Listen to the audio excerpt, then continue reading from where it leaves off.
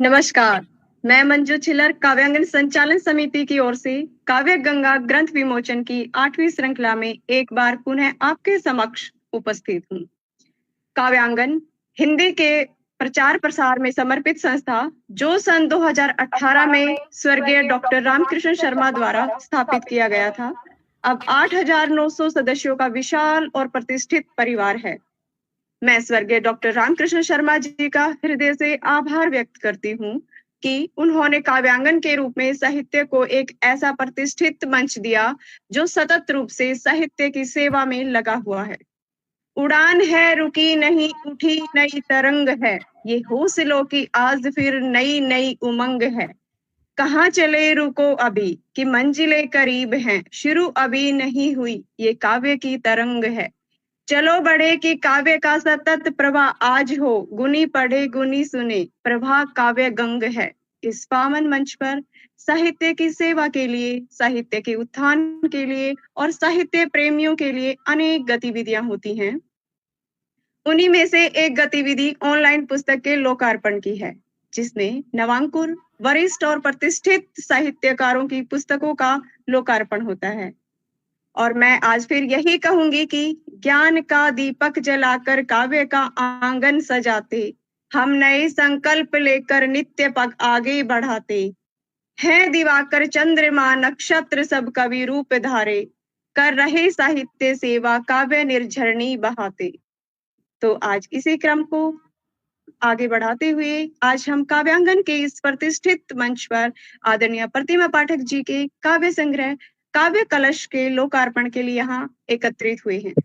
कवियत्री प्रतिमा पाठक जी पिछले 2 साल से काव्यांगन की मॉडरेटर के रूप में सक्रिय सदस्य हैं और साहित्य की निरंतर रूप से सेवा में लगी हैं। आज आदरणीय का परिचय मात्र एक औपचारिकता है। कवियत्री प्रतिमा पाठक जी दिल्ली निवासी एक समर्पित साहित्यकार और समाज सेविका हैं। इन्होंने हिंदी में परास्नातक की डिग्री प्राप्त की है। आपके पति श्री देवेंद्र नाथ पाठक जी हैं, जिनका पूर्ण सहयोग आपको निरंतर मिलता है। वर्तमान में प्रतिमा जी जीवन ज्योति सेवा संस्था दिल्ली में निदेशक पद पर कार्यरत हैं और 2012 से इस संस्था के माध्यम से समाज सेवा में निरंतर अग्रणी भूमिका निभा रही हैं।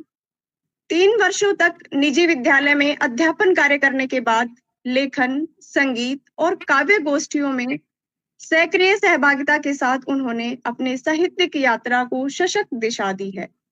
कविता, कहानी, आलेख, संस्मरण, गीत, गजल एवं समसामयिक विषयों पर लेखन उनकी प्रमुख विधाएं हैं। इस एकल काव्य संग्रह के अलावा राहत की आहट, हर कदम साथ हैं, ओ दिवाली की रात, खुशियों की बारात, बदलता परिवेश, जश्न 2024 और पर्यावरण संरक्षण जैसे कई साझा संकलनों में उनकी रचनाएं प्रकाशित हो चुकी हैं। उनकी रचनाएं काव्य गगरी, अविरल पत्रिका, दी ग्राम टुडे पत्रिका, आकाश कवि घोष तथा अखंड पत्रिका जैसे प्रतिष्ठित पत्र पत्रिकाओं में भी प्रकाशित होती रही हैं।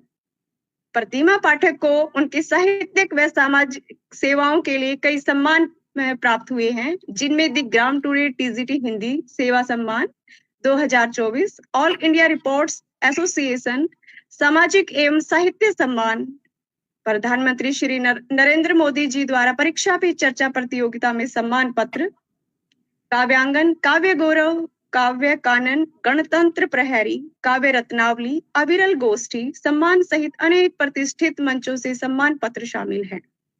तो आइए इस लोकार्पण के लिए आज यहाँ आए हुए प्रख्यात आलोचक साहित्यकार जो पुस्तक के लोकार्पण के लिए उपस्थित हुए हैं, मैं उनका परिचय आप सभी से कराती हूँ। हमारे साथ हैं आदरणीय रमापति त्रिवेदी जी, जो कवि एवं साहित्यकार के साथ काव्यांगन मंच के संचालक वरिष्ठ एडमिन हैं दिल्ली से। श्री मुक्तिनाथ त्रिपाठी जी हमारे साथ गोरखपुर से हैं, प्रसिद्ध कवि और काव्यांगन के एडमिन हैं। डॉक्टर राकेश शर्मा राकेश जी हमारे साथ बरेली से जुड़े हैं, प्रसिद्ध साहित्यकार, कवि और सहृदय आलोचक के साथ काव्यांगन के प्रमुख स्तंभ हैं। स्वागत है। श्री विवेक गोयल जी काव्यांगन के वरिष्ठ एडमिन, कवि और प्रसिद्ध समीक्षक हैं। स्वागत। आज कार्यक्रम में हमारे साथ जुड़े हैं अतिथि समीक्षक के रूप में काव्य मंचों की शोभा, परम स्नेही, निर्मल मन के, देश के जाने माने हास्य कवि श्री निर्मल सक्सेना जी। बहुत सुंदर स्वागत साहब आपका। डॉक्टर राधाकृष्ण दीक्षित जी, जो असिस्टेंट प्रोफेसर एवं प्रख्यात आलोचक, समीक्षक एवं साहित्यकार हैं, इलाहाबाद से हमारे साथ हैं। आदरणीय दीक्षित जी साहित्य जगत के चमकते सूर्य हैं और काव्यांगन के प्रमुख स्तंभ हैं। मैं आप सभी का बहुत बहुत स्वागत, वंदन और अभिनंदन करती हूँ।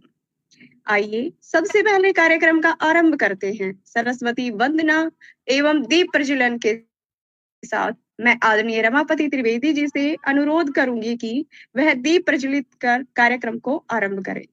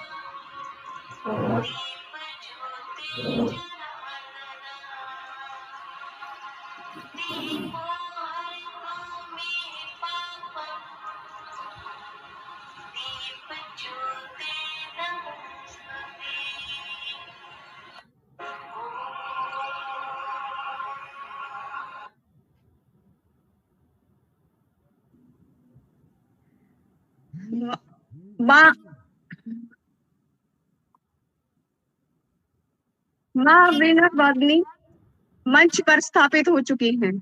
मेरा शत शत नमन है।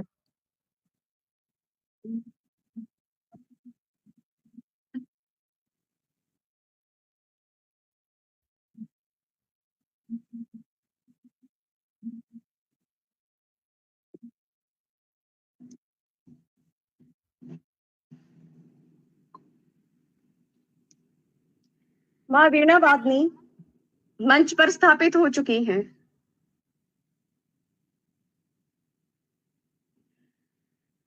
मातु शारदी वीणा के संग आज हाथ में खप्पर ले लो, आज अनोखा दर्शन चाहूं, अब प्रकाश में कुछ तो बोलो।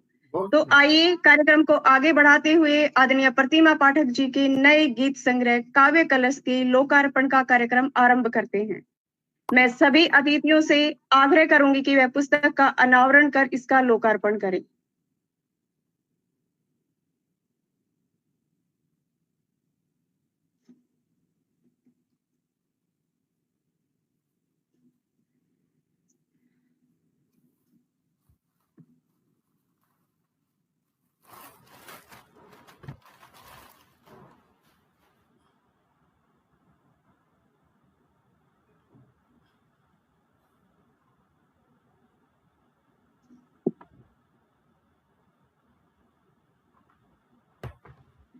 आदरणीय प्रतिमा पाठक जी को उनकी इस पुस्तक के लोकार्पण के लिए बहुत बहुत बधाई और शुभकामनाएं देती हूँ।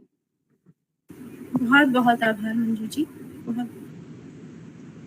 जीवन की राह में चलना सीख लो मुस्कान से, हर कठिन मोड़ पर बढ़ना भाव के मान से। कार्यक्रम को आगे बढ़ाते हुए मैं आदरणीय प्रतिमा पाठक जी से कहना चाहूंगी कि काव्य संग्रह काव्य कलश की प्रेरणा आपको कहाँ से मिली। स्वागत है मैम आपका। जी, मंच पे उपस्थित सभी स्नेही जनों को मैं प्रणाम करती हूँ और साथ ही फेसबुक लाइव पे जुड़े हुए सभी लोगों का बहुत बहुत आभार और स्वागत, वंदन, अभिनंदन करती हूँ कि जो उन्होंने अपना अमूल्य समय हमें दिया। और साथ ही यूट्यूब काव्य कलश मेरी अनुभूतियों का, सामाजिक अनुभवों और जीवन की विभिन्न घटनाओं का प्रतिबिंब है और यही सब मानवीय संवेदनाओं और सामाजिक संबंधों से जुड़ाव ही मेरी प्रेरणा बनी और वही काव्य कलश के सृजन में मुझे प्रेरित करते रहे। और काव्य कलश के सृजन में मेरा परिवार, मेरे पतिदेव और मेरे बच्चे मेरे लिए प्रेरणा का स्रोत बने।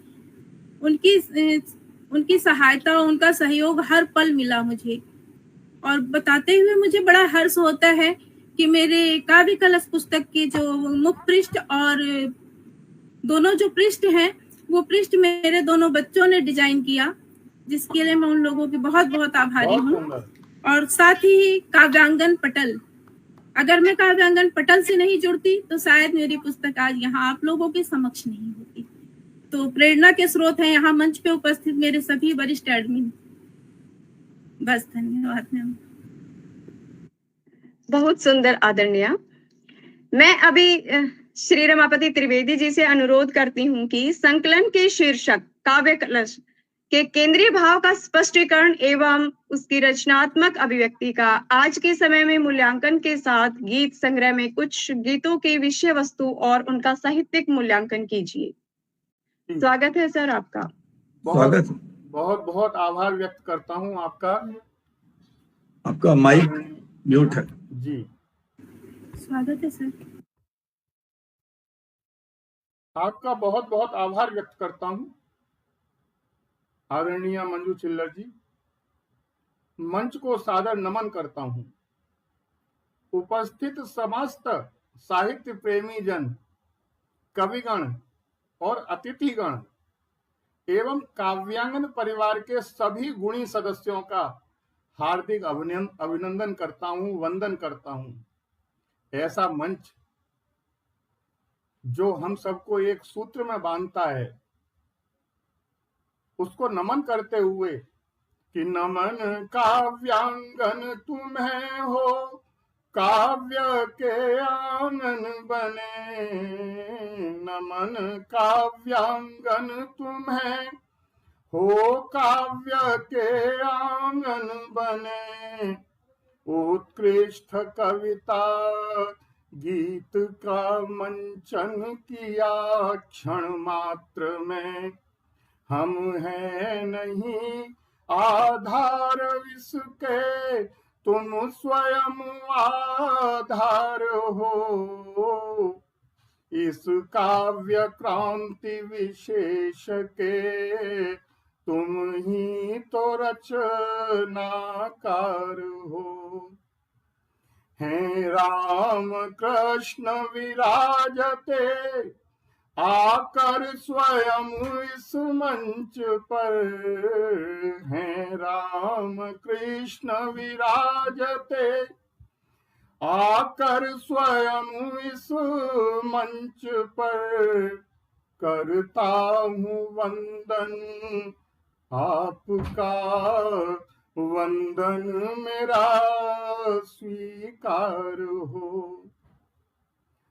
ऐसे मंच को जहां पर आप जैसे विद्वत जन और सभी साहित्य प्रेमी जो हमसे आज जुड़े हुए हैं, उनको नमन करते हुए आज के विशेष दिन पितृ दिवस की इस अवसर पर आदरणीय प्रतिमा पाठक जी का जो ये विमोचन हुआ, समस्त काव्यांगन परिवार को शुभकामनाएं देता हूं।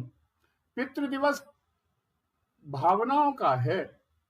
पिताओं और पितातुल्य आकृतियों का सम्मान करने के और उनके योगदान को स्वीकार करने के लिए एक विशेष अवसर है। पितृ दिवस पिताओं के निस्वार्थ प्रेम, बलिदान और मार्गदर्शन का सम्मान करने का दिन है। यह उन्हें बताने का मौका है कि हम उनके समर्थन, प्रेरणा और हमारे जीवन को आकार देने में उनके प्रयासों के लिए कितने आभारी हैं। ऐसे पवित्र दिन पर आदरणीय प्रतिमा पाठक साहित्यिक मंच काव्यांगन में काव्य गंगा लाइव ग्रंथ विमोचन समारोह में कवित्री श्रीमती प्रतिमा पाठक जी के नवीन काव्य संग्रह काव्य कलश का लोकार्पण वास्तव में एक महत्वपूर्ण और स्मरणीय अवसर है। इस गरिमामय अवसर पर जहां हम सभी काव्य गंगा लाइव के अंतर्गत आदरणीय कवित्री श्रीमती प्रतिमा पाठक जी के काव्य संग्रह काव्य कलश के लोकार्पण के साक्षी बन रहे हैं, मैं अपनी ओर से पुनः उन सभी को और प्रतिमा जी को विशेषकर हार्दिक शुभकामनाएं और बधाई प्रेषित करता हूं। यह संग्रह मुझे थोड़ा सा समय 10 मिनट का दिया गया है, थोड़ा 12-13 मिनट हो जाए तो भी मैं क्षमा चाहता हूं कि यह संग्रह केवल श्रीमती प्रतिमा पाठक की काव्य यात्रा का एक नया पड़ाव है, बल्कि हिंदी साहित्य जगत को एक और सशक्त भाव प्रवण कृति से समृद्ध करने का भी मौका है।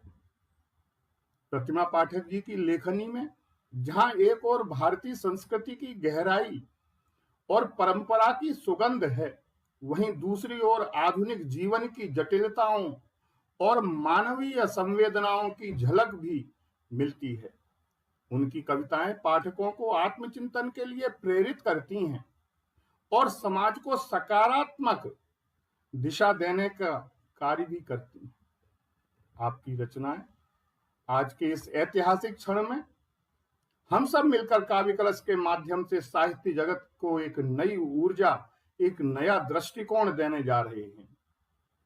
काव्य कलश नाम का जो आदरणीय संचालिका महोदय ने मुझे आदेश दिया है, काव्य कलश नाम स्वयं में अत्यंत प्रतीकात्मक है। कलश भारतीय संस्कृति के में शुभता, समृद्धि और ज्ञान का प्रतीक रहा है। इस नामकरण से ही यह स्पष्ट हो जाता है कि संग्रह में संकलित कविताएं जीवन के विविध पहलुओं, भावनाओं के अनेक रंगों और गहन विचारों को समेटे हुए हैं। जैसे एक कलश अपने भीतर पवित्र जल को धारण करता है, यह अपेक्षा स्वाभाविक है कि संग्रह में भी हमें ऐसी रचनाएं पढ़ने को मिलेंगी जो एक कविता की एक बूंद की तरह होगी और हमें पाठक के मन को तृप्त और अंतरात्मा को शांत करेगी। श्रीमती प्रतिमा पाठक जी अपनी कविताओं के माध्यम से मानवीय संवेदनाओं को बड़ी ही सूक्ष्मता और सहजता से अभिव्यक्त करती हैं। उनकी भाषा में एक प्रवाह है जो विचारों को सीधे हृदय तक पहुंचाता है। काव्य कलश में आपको प्रकृति प्रेम, सामाजिक चेतना, व्यक्तिगत अनुभूतियां और दार्शनिक चिंतन का एक सुंदर समन्वय देखने को मिलेगा। निश्चित ही कवित्री ने अपनी रचनाओं में स्त्री मन की गहराइयों को, उसके संघर्षों को, सपनों और आकांक्षाओं को जिस मार्मिकता से प्रस्तुत किया है, वह पाठक को एक अलग ही दृष्टिकोण प्रदान करता है, ऐसा मेरा विश्वास है। कविता स्वयं पैदा होती है, किसी के कहने से नहीं। सरदार पूर्ण सिंह जी ने कहा है कि वीरों के बनाने के कारखाने नहीं होते हैं, वे तो देवदारू के दरख्तों की तरह खुद ब खुद पैदा होते हैं। तो कभी भी कभी पैदा नहीं होते, उनके मन के हृदय के भाव भी स्वतः ही उत्पन्न होते हैं और कविताएं बनती हैं। काव्य कलश में सपनों की धार सजती है, संवेदना की कतार, हर पृष्ठ पर बिखरी उजास जगाती है मन में मधुर विश्वास। तो वस्तुतः श्रीमती प्रतिमा पाठक जी एक व्यक्तित्व की धनी है। ऐसी प्रतिमा पाठक जी रचनाकार हैं जो स्वयं प्रकाश्य हैं और स्वयं ही प्रकाशक हैं। उनका विराट मन अपनी लेखनी से समाज में जागरूकता व सकारात्मक बदलाव लाने को निरंतर प्रयत्नशील रहता है। श्रीमती प्रतिमा पाठक का कवि हृदय संवेदनशील है और वे जीवन ज्योति सेवा संस्थान से जुड़ी हुई हैं। माध्यम से उसके लोकमानस से जुड़कर निरंतर जनसेवा और समाज सेवा में अग्रणी भूमिका निभा रही हैं। आज समाज में जीवन की कड़वाहट एवं विद्रूपता स्पष्ट झलकती है। इसको संवारने का कार्य कवित्री निरंतर कर रही हैं। काव्य कलश काव्य संग्रह की रचयित्री श्रीमती प्रतिमा पाठक सहज, सजग व कविता के विविध रसों, भावनाओं और विचारों की कवित्री हैं। काव्य कलश एक ऐसा संकलन या प्रतीकात्मक अभिव्यक्ति है जो उनके प्रकृति से प्रेम को, भक्ति भाव को, सामाजिक व्यवस्थाओं को, शिक्षा नीति और नीतिगत शिक्षा को, जीवन की जीवंतता को, कोमल हृदय की अनेकानेक अनुभूतियों को, सामाजिक धरातल पर रिश्तों की अहमियत को तो अपने में समाहित किए ही है, साथ ही साथ पर्यावरण, देशभक्ति, संविधान के प्रति सम्मान और पारिवारिक रिश्तों को भी अनमोल मनकों की तरह यह काव्य कलश स्वयं में एकत्रित किए हुए है। हर भाव, हर रंग, हर अनुभूति इस कलश में समाहित है। कभी पीड़ा, कभी आशा, कभी प्रेम की चाहत है। 64 कविताओं में इस कलश 64 कविताओं के इस कलश में प्रतिमा जी की उच्च कोटि की कविताओं की अनुगूंज विद्यमान है। कविता हृदय की वह अभिव्यक्ति है जो कवि के हृदय में समाज और चारों ओर देखकर उत्पन्न होती है। शीर्षक काव्य कलश स्वयं में आपको दिखाता है कि रचनाएं जीवन के हर पल से प्रेरणा लेने का सुंदर संदेश देती हैं। अपनी रचना धारा में वह कहती हैं, सीखो हर पल आगे बढ़ते जाना, कठिनाइयों से कभी न डरना, सपनों को साकार बनाना। वहीं सामाजिक व्यवस्था में कवित्री बेटियों की पक्षधर हैं। एक जगह वह कहती भी हैं, दुनिया कैसा यह व्यवहार करता उन पर अत्याचार, शीतल मंद बयार बेटियां, खुशबू का संसार बेटियां। बहुत सुंदर और भावपूर्ण पंक्तियां हैं। आपने बेटियों की कोमलता और समाज के व्यवहार पर गहरी बात कही है। समाज के निर्माण में बेटियों का महती स्थान है। विशेषकर भारतीय संस्कृति और समाज में प्रेम का आकर्षण विलक्षण होता है, उसको छोड़ा नहीं जा सकता। इसका स्वरूप चराचर में व्याप्त है। यही प्राणी जगत में प्रेम है और जड़ जगत में आकर्षण। हम प्रेम करते हैं, आकर्षण नहीं। आकर्षण के द्वारा प्रेम नहीं होता। काव्य कलश में प्रतिमा जी ने प्रेम को सत्य, शिव और सुंदर के रूप में प्रतिष्ठित किया है कि अलकों के चिलवन में मैंने जब भी तुमको देखा, तुम्हारी खूबसूरत पलकों पर दिखी एक प्रेम की रेखा। वहीं प्रेम की अनुभूति में आप कहती हैं, तेरे बिना हर पल अधूरे, तेरे संग हर लम्हे प्यारे, तेरे नाम से ही सजे हैं मेरे ख्वाबों के नजारे। प्रीत के सुर में दिल के तराने जगे, इश्क के संग फसाने पुराने जगे, तेरी चाहत में खुद को भुलाती रही, नाम लिख लिख के फिर से मिटाती रही। देखिए भाव, देखिए कि नाम लिख लिख के फिर से मिटाती रही। आदरणीय श्रीमती पाठक जी जमीन से जुड़ी एक ऐसी सहृदय कवित्री हैं जो पारिवारिक और सामाजिक रिश्तों की उपयोगिता और उनके जीवन में महत्व को भली भांति जानती हैं, और उनका यह संग्रह भी इससे अछूता नहीं है। उनके द्वारा यह काव्य संग्रह अपने जनक को समर्पित करने का कार्य मेरे इस कथन की पुष्टि करता है। पिता के लिए समर्पित यह काव्य संकलन पिता के लिए है। ऐसे हूं मैं, उन्होंने लिखा है, ऐसे हूं मैं साथ आपका छूटने से, जैसे रहता पत्ता डाल से टूटने पे। चलचित्रों की तरह छवि सदा घूमती है, पापा अखियां आज भी आपको ढूंढती हैं। प्रतिमा जी रिश्तों से जुड़ी ऐसी कवित्री हैं जो हर रिश्ते को महत्व देती हैं।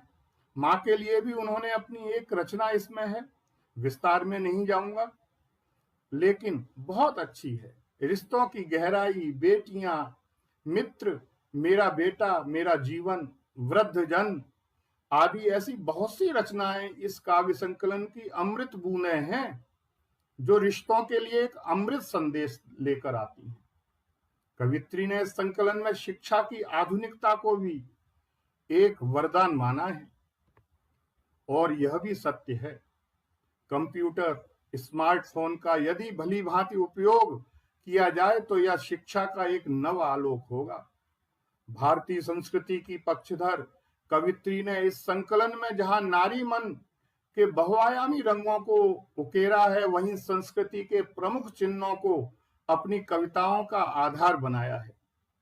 जैसे वे अपनी एक कविता तिलक में कहती हैं, तिलक मस्तक पर सजे तो भक्ति का दीपक जलता है और संस्कृति के अनुपम पहचान मन को श्रद्धा से भरता है। काव्य कलश कवित्री प्रतिमा पाठक जी का वह संकलन है जिसमें पर्यावरण की चिंता है तो प्रदूषण का प्रकोप भी दिखाया गया है। प्रकृति से प्रेम है तो प्रेम की अनुभूति की अभिव्यक्ति भी है। यादों की चारपाई है तो मुस्कान का सफर भी है। जहां संविधान के प्रति जागरूकता है तो वहीं मानवता के विचारों में हो रहे वास का विक्षोभ भी है। काव्य संग्रह की भाषा और शैली बोधगम्य, सरल, सहज और पाठकों को आकर्षित करने में पूर्णतया सफल है। कविताओं की परिपक्वता श्रीमती प्रतिमा पाठक को एक प्रतिष्ठित कवित्री के रूप में स्थापित करने में अहम स्थान रखेगी, ऐसा मेरा विश्वास है। वस्तुतः कवित्री का संसार जगत और व्यक्तित्व जनमानस की सेवा और अनुरक्ति के सिंधु में डूबी हुई सीपी की भांति है, जो स्मृति के काव्य कलश में मुक्ताओं को सहेज कर रखने में निरंतर अग्रसर है। अपने हृदय के सकारात्मक मूल्यबोध की पहचान कराने वाली कवित्री प्रतिमा पाठक जी ने श्रेष्ठ कविताओं और गीतों की रचना करके सहृदय जनों के रस सिक्त करने में अग्रणी भूमिका निभाई है। उनकी यह कृति काव्य कलश हिंदी काव्य साहित्य के लिए अनुपम योगदान होगा। उन्हें मेरी बहुत बहुत शुभकामनाएं। मैं उन्हें इस काव्य कलश की बधाई देते हुए उनके उज्जवल साहित्यिक उत्थान की कामना करता हूं। मेरा अभिमत है कि प्रतिमा पाठक जी का यह काव्य कलश निश्चित ही लोकमंच पर कोटि कोटि अभिशंसाओं का पात्र सिद्ध होगा। इस लोकार्पण के साथ काव्य कलश हिंदी साहित्य के पाठकों के लिए एक ऐसा उपहार बनकर उभरा है जो उन्हें काव्य के अमृत से सराबोर करेगा। यह संग्रह निश्चित रूप से आपके लिए, काव्य प्रेमियों के लिए और महाकाव्यांगन के समस्त परिवारीय जनों के लिए अपनी ओर आकर्षित करेगा और श्रीमती प्रतिमा पाठक को एक सिद्धहस्त कवियत्री के रूप में स्थापित करेगा, ऐसा मेरा मत है। इसमें एक रस की कमी जो थी वो हमने अतिथि समीक्षक के रूप में बुलाकर हास्य कवि के रूप में हास्य की इसमें मुझे निरंतर कमी दिखी, तो इसके लिए हमने ये सोचा दीक्षित जी ने और हमने कि आदरणीय निर्मल सक्सेना जी को यदि बुलाया जाए तो वो कमी भी पूरी हो जाएगी। तो आदरणीय सक्सेना जी को बहुत बहुत नमन करता हूं और इस संकलन की वो कमी आप जरूर पूरी करेंगे, ऐसा मेरा विश्वास है। नमस्कार। बहुत सुंदर। बहुत बहुत आभार सर, आपने बहुत सुंदर समीक्षा की, इसके लिए हृदय तल से आभारी हूँ। वाह, कितनी सुंदर समीक्षा की सर आपने, सुनकर मन प्रसन्न हो गया। सपनों की यह उड़ान विश्वास के संग हो, भरकर उमंग मन में हर दिन नया रंग हो। आदरणीय, इस संग्रह में प्रमुख रूप से किन विषयों पर कविताएं हैं, कृपया हमारे दर्शकों को बताएं।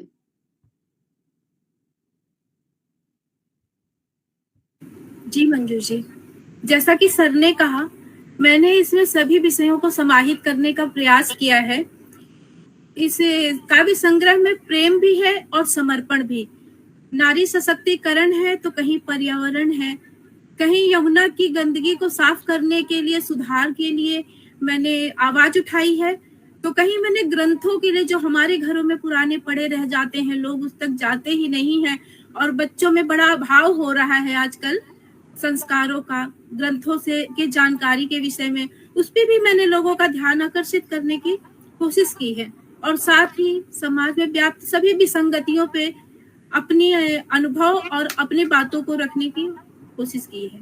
जी बहुत सुंदर, वाह, बहुत सुंदर मैम। श्री मुक्तिनाथ त्रिपाठी जी से मैं अनुरोध करती हूँ कि काव्य संग्रह की रचनाओं में प्रयुक्त भाषा और शिल्प गीतों की भाषा कितनी सहज, प्रभावपूर्ण और प्रभावशाली है तथा उनमें प्रयुक्त अलंकार, प्रतीक, उपमा आदि का सौंदर्य कैसा है। स्वागत है सर आपका।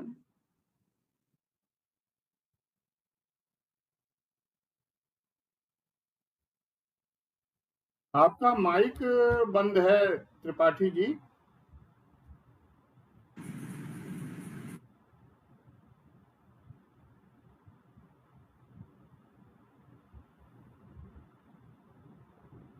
त्रिपाठी जी आपका माइक बंद है।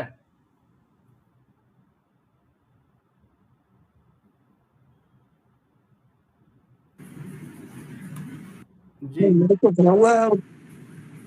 हाँ, अब खुल गया है आपका। स्वागत है आपका।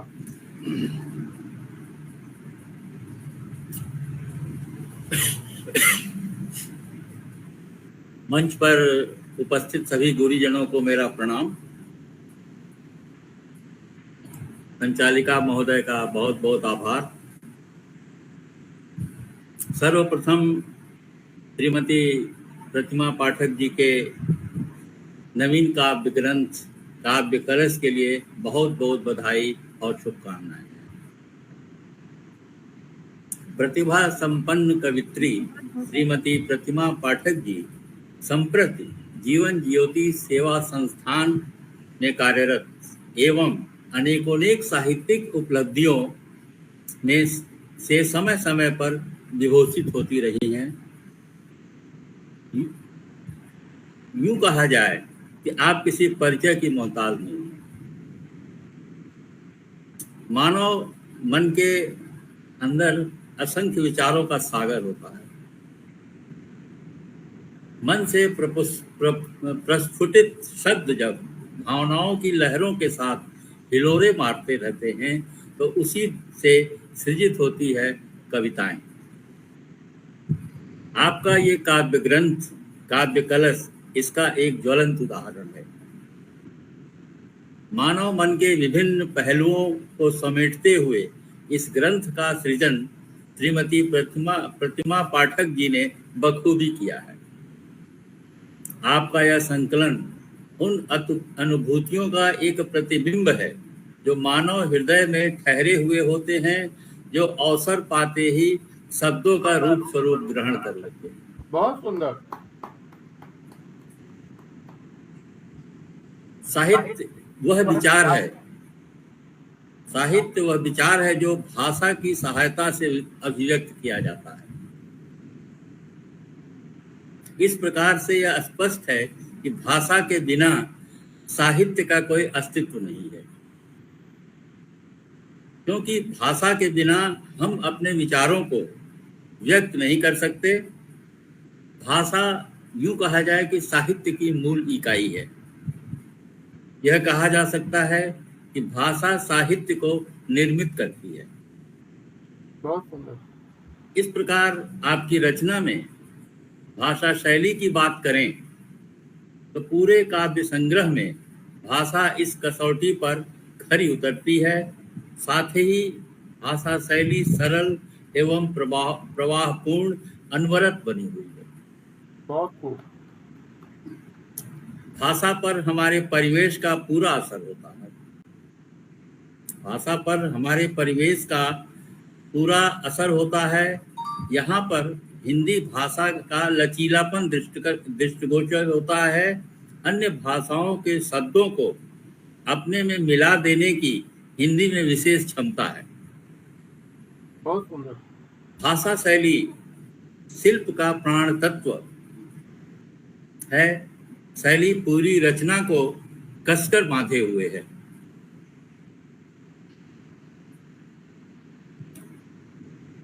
इस भाव में भी प्रतिमा जी पूरी तरह से सफल रही हैं।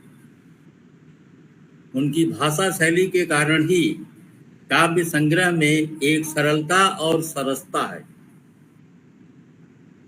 इनकी कुछ कविताओं को मैं यहाँ कोट करना चाहूँगा। प्रेम की अनुभूति कविता में संयोग श्रृंगार रस का बहुत सुंदर प्रयोग किया गया है। झूठी है इस संसार की माया, रचना पर आध्यात्मिक रंग एवं पुट स्पष्ट परिलक्षित हो रहा है, जिसे आपने परिष्कृत भाषा में बखूबी सजाया है। यमुना कहे पुकार के और सांझ के साये में आपने बहुत सुंदर ढंग से प्रकृति का मानवीकरण किया है। मैं ऐसी दूसरी नहीं करता हूं। इस प्रकार आपका काव्य संग्रह, काव्य कलश भाषा शैली की दृष्टि से एक उत्तम ग्रंथ है। मेरा मानना भी है कि एक रचनाकार यह चाहता है कि मेरे मन में जो है उसको हम जनमानस तक पहुंचाएं। कविता लिखने का उद्देश्य भी यही होता है। आपकी भाषा इतनी सरल है और उसके शीर्षक इतने आकर्षक हैं कि मात्र शीर्षक देख लेने से बरबस जो है वह पाठक जो है आपकी पूरी रचना पढ़ने को बाध्य हो जा रहा है। बहुत सुंदर। दूसरी चीज, आपने इस ग्रंथ में यह साबित कर दिया है कि सुंदर सरल भाषा में भी हम अच्छी कविताएं लिख सकते हैं। क्लिष्ट भाषाओं का आपने कहीं बहुत कम प्रयोग किया है, जबकि एक अच्छी रचना वही होती है जो सरल भाषा में हो और जन जन की भाषा बन करके उसके हृदय में प्रवेश कर जाए। अंत में आपकी भाषा शैली के संदर्भ में मैं यही कहूँगा कि भाषा शैली जो होती है वह नदी जल के प्रवाह की तरह मानव मन में प्रवाहित होती रहती है। इसका आपने बखूबी इसका पालन किया है। मानव मन में कविताओं का शीर्षक स्वतः ही पाठक को पढ़ने को उत्सुक करता है। अंततोगत्वा आपकी भाषा शैली बहुत अच्छी है, सरल है। मेरी यही कामना है कि आप और आगे बढ़ें, और साथ ही साथ मैं पुनः एक बार आपके इस काव्य ग्रंथ की सफलता की हृदय से कामना करता हूं। समय की बाध्यता है, बहुत कुछ कहना चाहता हूं। नमस्कार। बहुत बहुत आभार सर।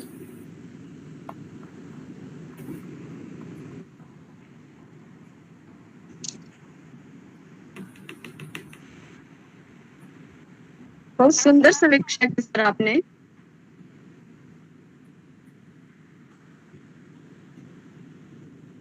आदरणीय विवेक गोयल जी, इस काव्य संग्रह के आधार पर आप कवित्री पाठक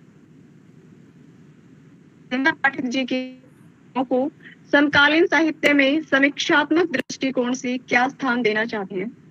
कवित्री प्रतिमा पाठक जी के गीतों में उठाए गए विषयों कितने विविध और समसामयिक हैं, जैसे प्रेम, प्रकृति, समाज, राष्ट्र आदि। स्वागत है सर आपका। मंच को नमन करते हुए मंच पर उपस्थित सभी सुधी समीक्षकों का अभिनंदन करता हूं, और विशेष रूप से आज के हमारे अतिथि समीक्षक एवं प्रख्यात हास्य कविवर श्रीमान निर्मल सक्सेना जी का आभार व्यक्त करता हूं कि आप आज इस मंच पर विराजमान हैं, और आदरणीय प्रतिमा पाठक जी को उनके नए काव्य संग्रह काव्य कलश के लिए बहुत बहुत शुभकामनाएं प्रेषित करता हूं। कविता केवल शब्दों का संयोजन नहीं, वह हृदय की धड़कनों को कहने का माध्यम होती है। ऐसे ही संवेदनशील, सजग और सशक्त कवित्री हैं प्रतिमा पाठक जी, जिनकी रचनाएं हमें केवल सोचने को ही नहीं, महसूस करने को भी बाध्य करती हैं। प्रतिमा जी की कविताएं हमें हमारे समय, समाज और आत्मा तीनों के मध्य एक संवाद रचने की प्रेरणा देती है, ऐसा मुझे लगता है। आपकी कविताएं समकालीन हिंदी कविता के परिदृश्य में एक सशक्त और प्रासंगिक स्थान रखती है।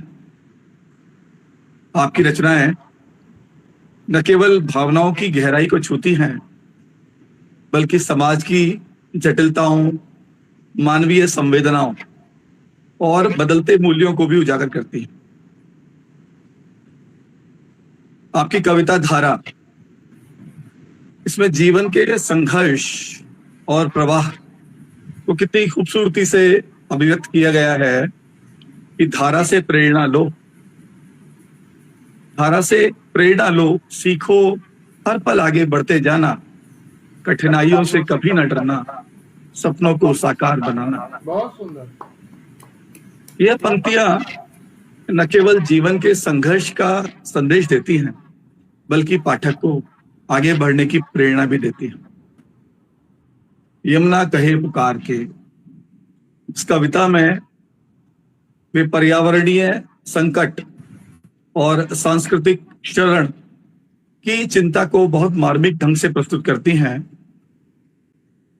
कि कभी थी मैं सौंदर्य की मूरत, हर घाट पर बसी थी श्रद्धा की सूरत, मेरी लहरों में बहता था संगीत, अब बस बचा है प्रदूषण का गीत। यह कविता आज के समय की सबसे बड़ी समस्या जल प्रदूषण को रेखांकित करती है और पाठक को जागरूक भी करती है। जैसा आपने मुझसे पूछा कि तुलनात्मक दृष्टि से देखें, तो समकालीन हिंदी कविता में रचनाकार जैसे रविंद्रनाथ त्रिपाठी जी, नीलोत्पल, मृणाल और गीताश्री सामाजिक सरोकार, मानवीय संवेदना और पर्यावरणीय चेतना, इनको अपनी कविताओं में उठाते रहे। नीलोत्पल, मृणाल की कविताओं में जहां ग्रामीण जीवन और संघर्ष की झलक मिलती है, वहीं प्रतिमा पाठक जी की बेटियां कविता में नारी जीवन की सुंदरता और समाज की संवेदनहीनता, इनको उजागर किया गया है। बहुत सुंदर। चंपा हर श्रृंगार बेटियां, खुशबू का संसार बेटियां, घर की शोभा दुगनी करती, फिर भी मुख से कुछ ना कहती। बहुत सुंदर। इसी तरह गीताश्री की कविताओं में नारी चेतना और सामाजिक प्रश्नों की गूंज मिलती है, जो प्रतिमा जी की संवेदनशीलता से मेल खाती है। संविधान हमारा आधार, ऐसी कविता में विद राष्ट्र प्रेम, नागरिक कर्तव्य और लोकतांत्रिक मूल्यों की बात करती हैं, जो आज के समय में अत्यंत प्रासंगिक है। अधिकारों की जोत जलाकर, कर्तव्यों का पाठ सिखाकर, तुमने रचा एक नया दौर, जहां हर सपने का है छोर। इस प्रकार प्रतिमा जी की कविताएं न केवल समकालीन कविता की परंपरा को आगे बढ़ाती हैं, बल्कि उसमें अपनी विशिष्टता भी जोड़ती हैं। आपको साधुवाद। आपकी रचनाएं समाज को जागरूक करने, सोचने और सकारात्मक दिशा में आगे बढ़ने के लिए प्रेरित करती हैं। बहुत सुंदर। यही कारण है कि आपको समकालीन साहित्य में एक सम्मानजनक और प्रेरणादायक स्थान दिया जाना चाहिए।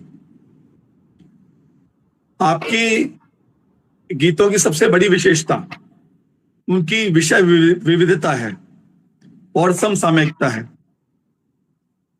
आपकी कविताएं केवल एक भाव या एक विषय तक सीमित नहीं है, बल्कि वे जीवन के हर पहलू को छूती हैं।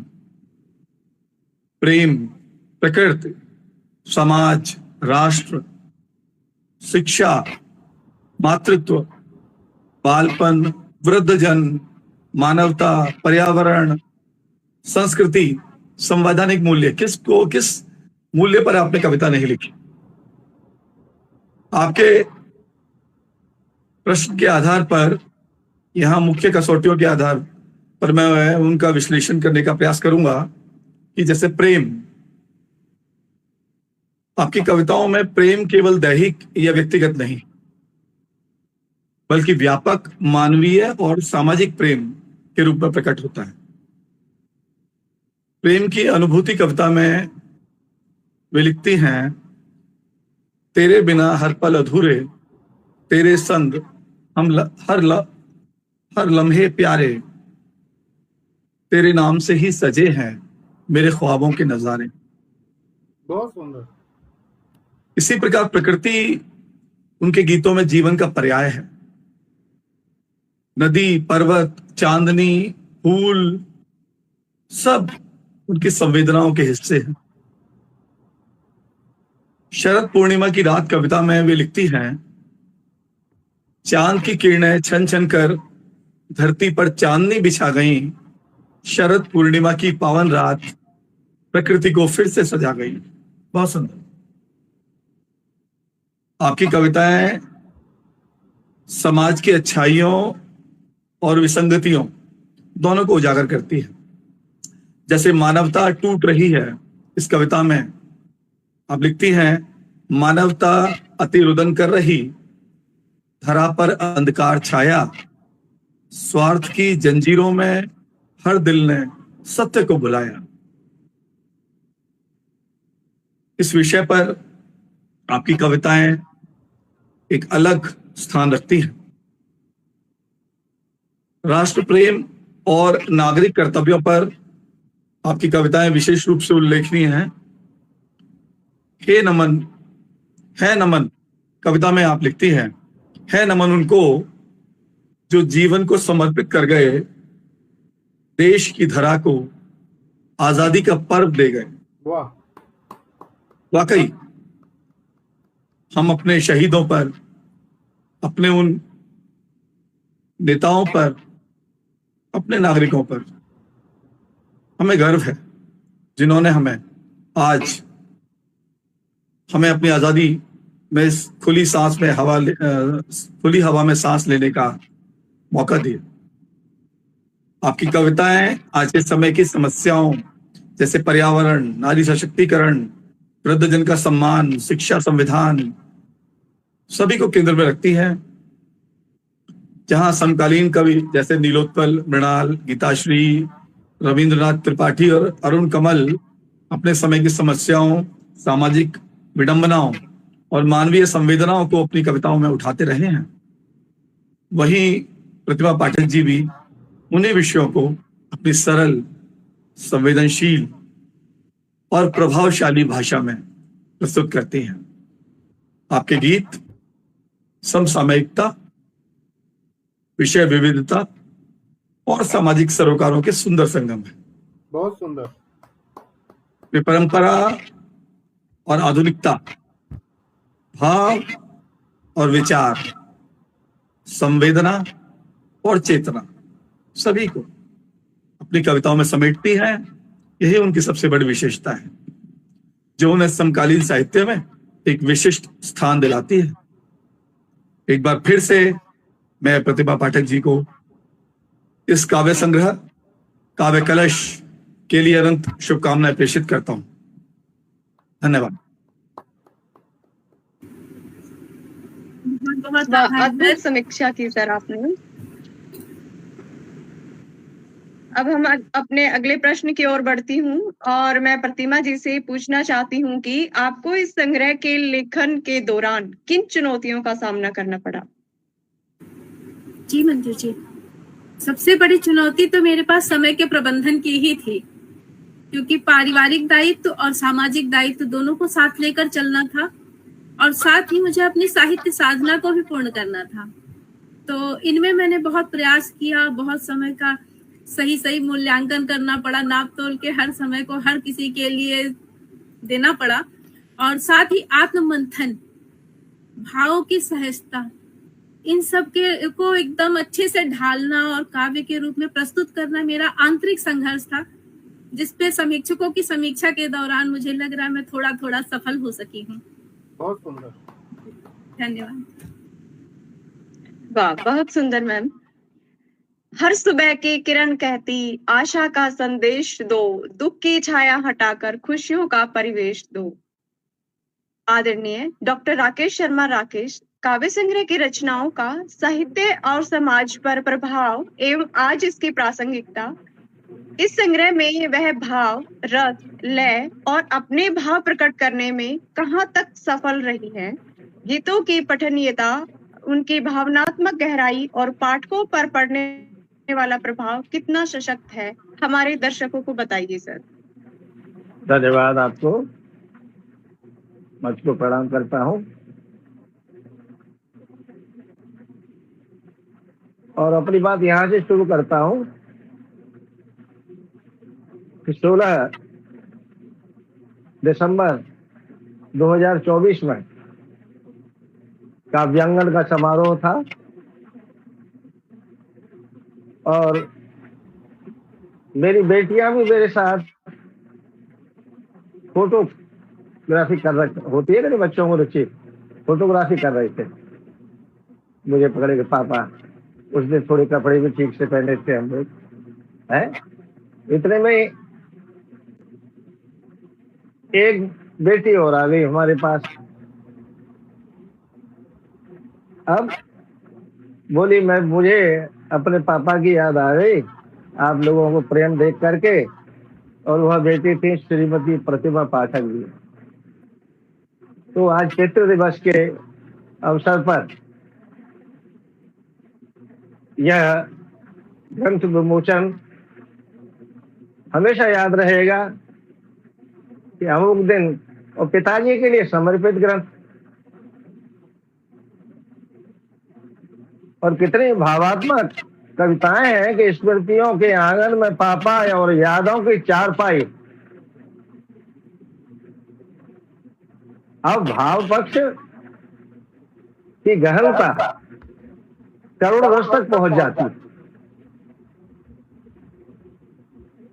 चारपाई से प्रेम, पिताजी से उनकी हर वस्तु से प्रेम, और चारपाई कौन सी? टूटी चारपाई।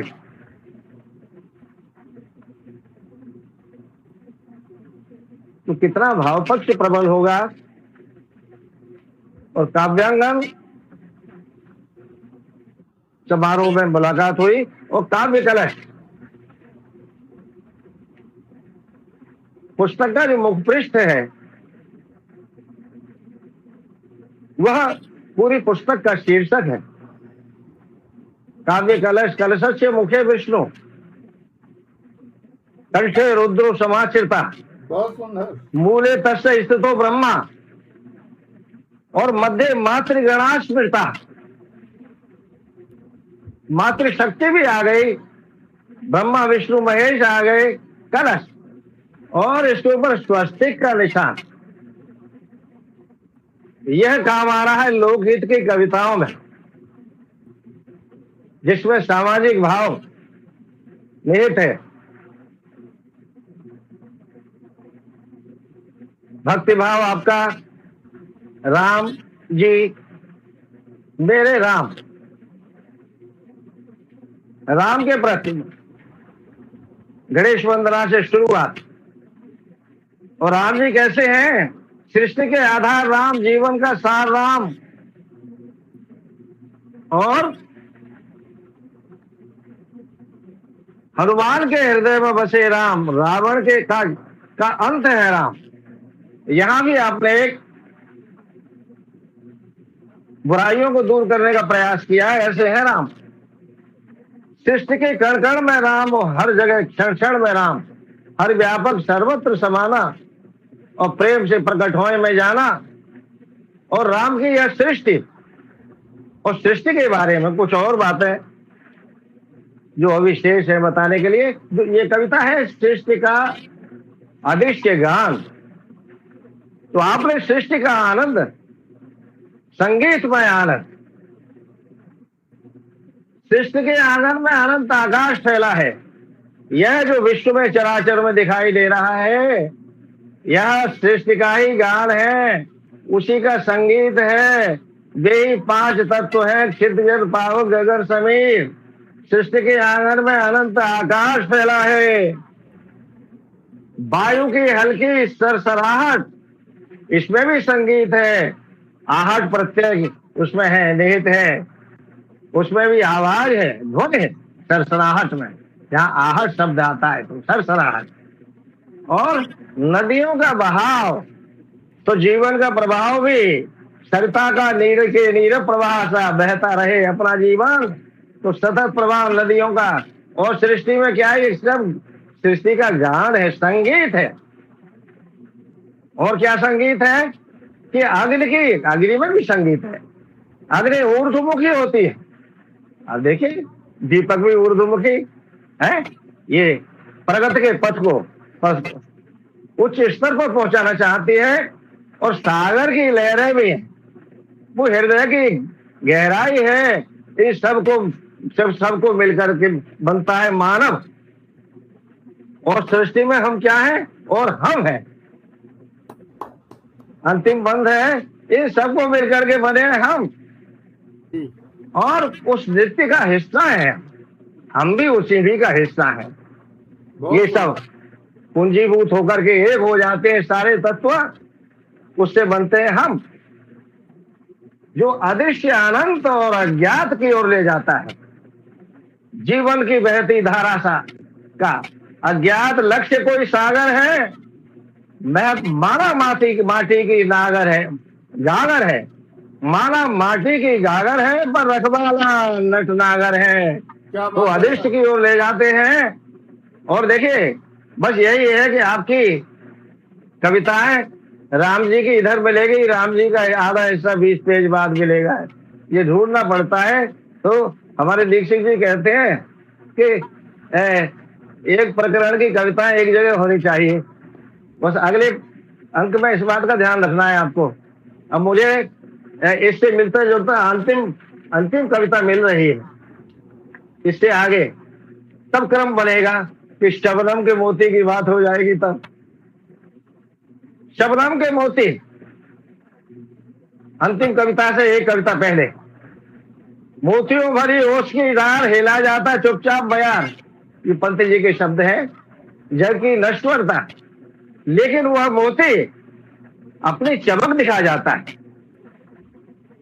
चमक दिखा जाता है, ऐसे ही नहीं।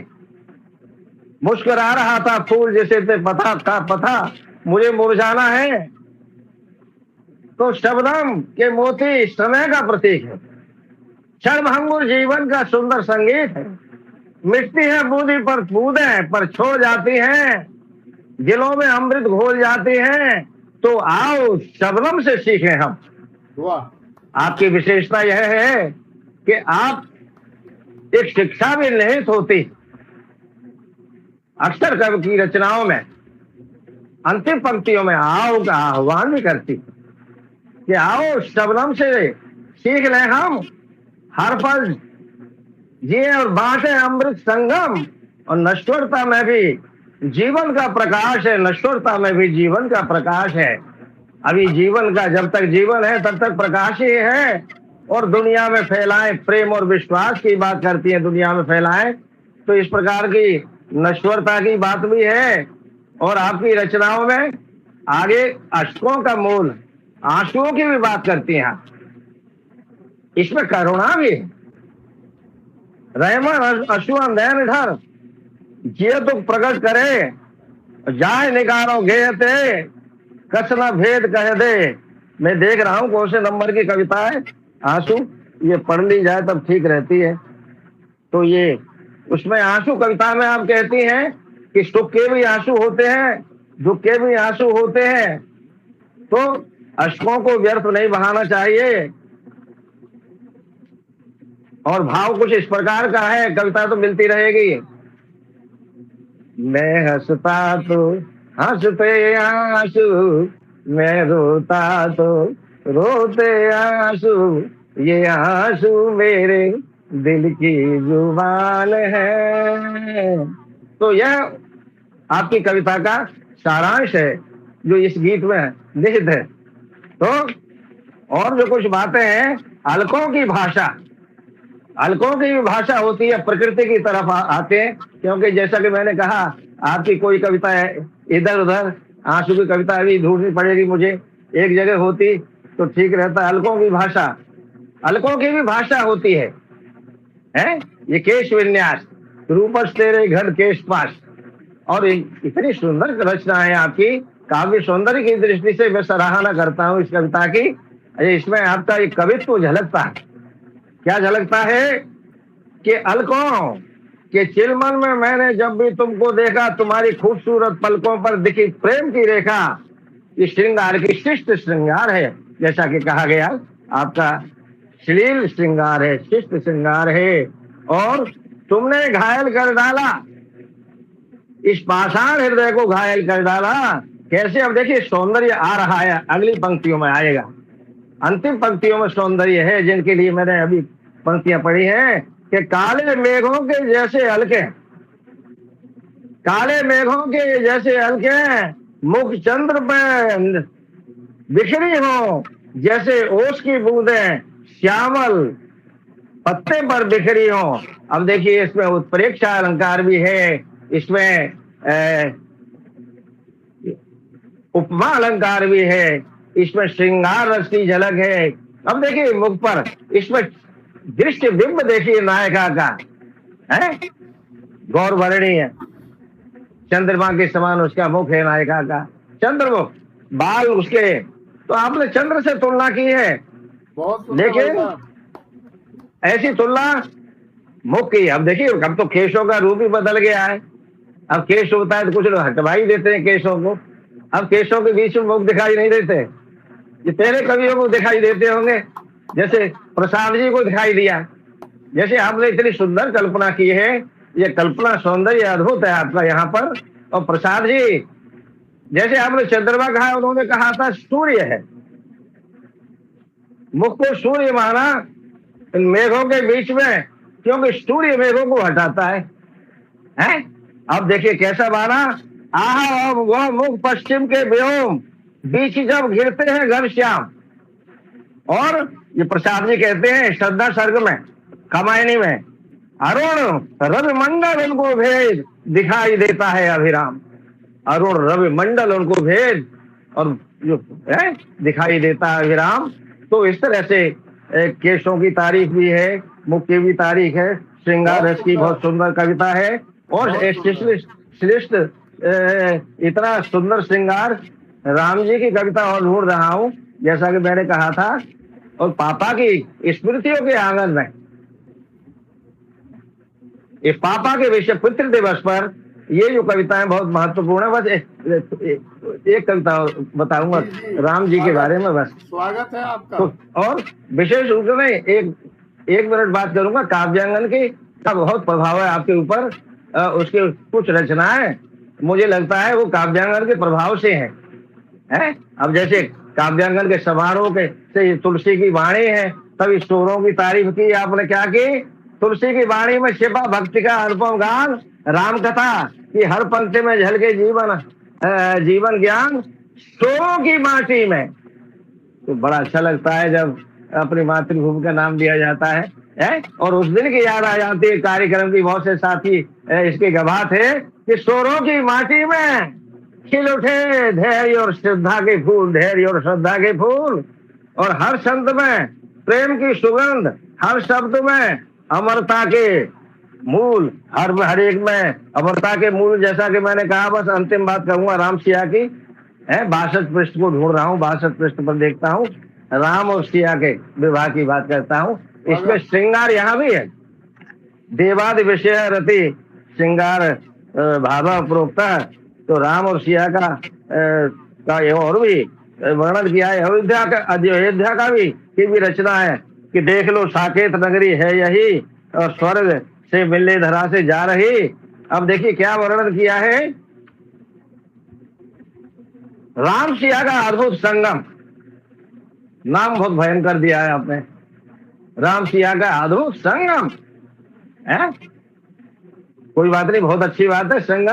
संगम की पवित्रता आ गई, इसमें गंगा यमुना सरस्वती तीन नदियां आ गई, ऐसा संगम है। बहुत बढ़िया कविता है कि सिया का के मन में उल्लास है, श्री राम को का साथ जो पाया है। और क्या है, महाराज जनक के आंगन में गूंज रही मधुधुन।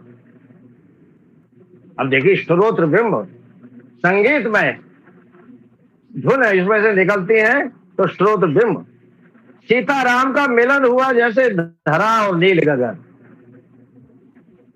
और वेद ऋचाएं गाती थी, ऋषि मुनि सब मुस्कुराते थे, उसमें ऋषि मुनि भी सम्मिलित हैं। और धरा पर ऐसा दृश्य अद्भुत देवता भी निहारते थे। तो मैं बस इससे मिलती जुलती तुलसी का एक मुझे लाइन याद आ गई, मैं इसलिए इसको मैंने लिया अभी कि तुलसीदास की कवितावली के 4 पंक्तियां हैं, मुझे समाप्त करूंगा और आपको बहुत बहुत शुभकामनाएं पहले ही दे दूं। बहुत बहुत बधाइयां आपके लिए कि ये अंतिम यहाँ से संपन्न कर रहा हूं मैं कि दूल्हा श्री रघुनाथ बने दुल्ही सी सुंदर मंदिर माही, गावे गीत सब मिले सुंदर वेद जवाजुर विप्र पढ़ाए। सुना है तायात सब सुध भूल गई करके गिरही फल चारत नाहे, हे राम गुरूप निहारत जाने की कंगन के नग की परछाई, राम गुरूप निहारत जाने की कंगन के की। बहुत बहुत आपके लिए बधाई, मंच को बहुत बहुत धन्यवाद। बहुत सुंदर अद्भुत समीक्षा की सर आपने। मंजू जी 1 मिनट जी। बहुत बहुत आभार सर। और यह मेरी पहली काव्य संकलन है तो बहुत सारी त्रुटियां हुई हैं, अगले में आप लोगों के मार्गदर्शन से और अच्छा करूंगी। और क्रमांक का मुझे ध्यान नहीं रहा, ये मेरी गलती हुई है, मुझे समझ में आ रही है। और अगले में जरूर इस चीज की आपको शिकायत नहीं मिलेगी, ये आपकी बेटी का आपसे वादा है। बहुत बहुत आभार सर। अब मैं अगले प्रश्न की ओर बढ़ती हूँ। आदरणीय प्रतिमा जी से जानना चाहूंगी कि पुस्तक के प्रकाशन के दौरान या पाठकों की किसी प्रतिक्रिया ने आपको विशेष रूप से प्रभावित किया हो। जी मंजू जी, कुछ पाठकों ने मेरी कविताओं में अपने अनुभवों को पाया, जैसा कि अभी विवेक जी कह रहे थे कि लोगों को वह अपने आप से जोड़ती है, उनकी मानवीय संवेदनाओं से मेरी कविता उन्हें रूबरू कराती है। कुछ पाठकों ने मुझे यह बताया कि जो कविता आपकी भला कविता मुझे मेरी भावनाओं से छूती है, तो किसी की कुछ परेशानियां हैं जो मैंने यहाँ पे इंगित की हैं तो वो उनको छूती हैं। और यही मेरी कविता की काव्य कलश की सबसे बड़ी उपलब्धि है कि अगर मेरी कविता ने एक भी हृदय को छुआ तो मेरी लेखनी सार्थक हुई है। बहुत सुंदर मैम। आज इस विमोचन के कार्यक्रम को मैं काव्य ग्रंथ लोकार्पण का विशेष कार्यक्रम कहूंगी। इस कार्यक्रम में हमारे साथ जुड़े हुए हैं हास्य कवि श्री निर्मल सक्सेना जी। आदरणीय निर्मल सक्सेना जी, आज के अतिथि समीक्षक के रूप में मैं आपको आमंत्रित करती हूँ कि आप इस काव्य ग्रंथ की अपनी निर्मल समीक्षा से इसकी कवित्री और हमारे दर्शकों को अवगत कराएं। स्वागत है सर आपका। बहुत बहुत धन्यवाद मंजू जी। उपस्थित विवेक जी, बुद्धिनाथ जी, प्रतिमा जी, आपको बहुत बहुत शुभकामनाएं। बहुत अच्छा था। और जब कोई काव्य ग्रंथ या कविता डॉक्टर आर.के. दीक्षित जी के दरवाजे पर होकर निकल जाती है तो वो अपने आप में संपूर्ण हो जाती है। क्या बात है। और जब ग्रंथ दीक्षित जी के हाथों में आ जाए तो ये समझिए तो उसकी समीक्षा अपने आप में पूरी हो गई। उनके हाथों में आने के बाद ही उसको समीक्षा की आवश्यकता ही नहीं रहती। दीक्षित जी जितनी बारीकी से किसी काव्य ग्रंथ को पढ़ते हैं, देखते हैं, उसकी समीक्षा करते हैं, तो बाकी लोगों की समीक्षा करने की आवश्यकता पड़ती ही नहीं है। आज यहाँ पर जो आपकी काव्य ग्रंथ की समीक्षा हुई है, जिस काव्य कलश को मैं काव्य कलश नहीं कहूंगा, मैं तो अमृत कलश कहूंगा, जिसमें आपने जीवन के हर व्यक्तित्व को, हर बात को जीवंत कर दिया, बहुत खूबसूरत है। क्योंकि मेरे पास आपका काव्य आया ही नहीं था, वो तो अचानक वाली बात थी। मैं व्यक्तिगत रूप से कह रहा हूं कि अचानक वाली बात थी कि जब मैंने पोस्ट पर देखा, दीक्षित जी की पोस्ट पर देखा आपके काव्य कलश का, तो मैंने उसमें इतना ही लिखा था कि वो काव्य कलश अपने आप में तभी सफल हो जाता है जब दीक्षित जी की पोस्ट पर आ जाता है। बहुत सुंदर। आसानी से उनकी पोस्ट पर कोई किताब, कोई पुस्तक, कोई कविता आसानी से नहीं आती है। अगर आ जाती है तो वो अपने आप में संपूर्ण है। और दीक्षित जी का मैं सम्मान इसलिए नहीं करता हूँ कि दीक्षित जी एक प्रोफेसर हैं। दीक्षित जी का सम्मान मैं इसलिए करता हूँ कि काव्यांगन के जो प्रतिष्ठाता हैं आदरणीय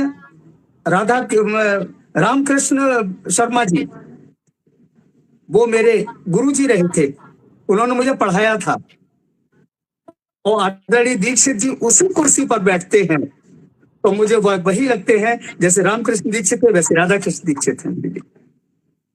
मैं इसलिए उनका सम्मान करता हूँ, मैं उनको चरण वंदन करता हूँ।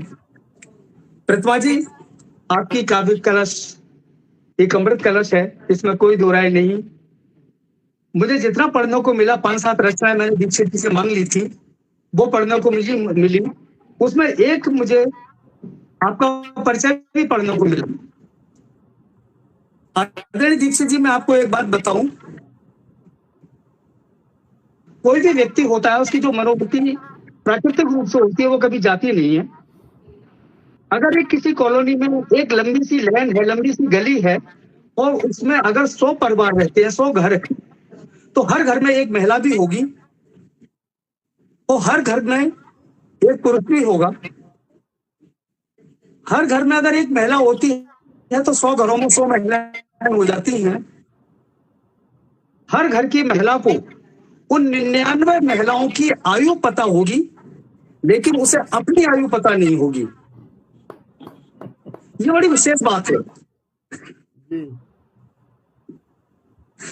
तो मुझे बड़ा अच्छा लगा जब मैंने देखा कि प्रतिमा जी ने अपने नाम के बाद में जब अपनी जन्म तिथि लिखी है तो 16 सितंबर सन कोई नहीं है।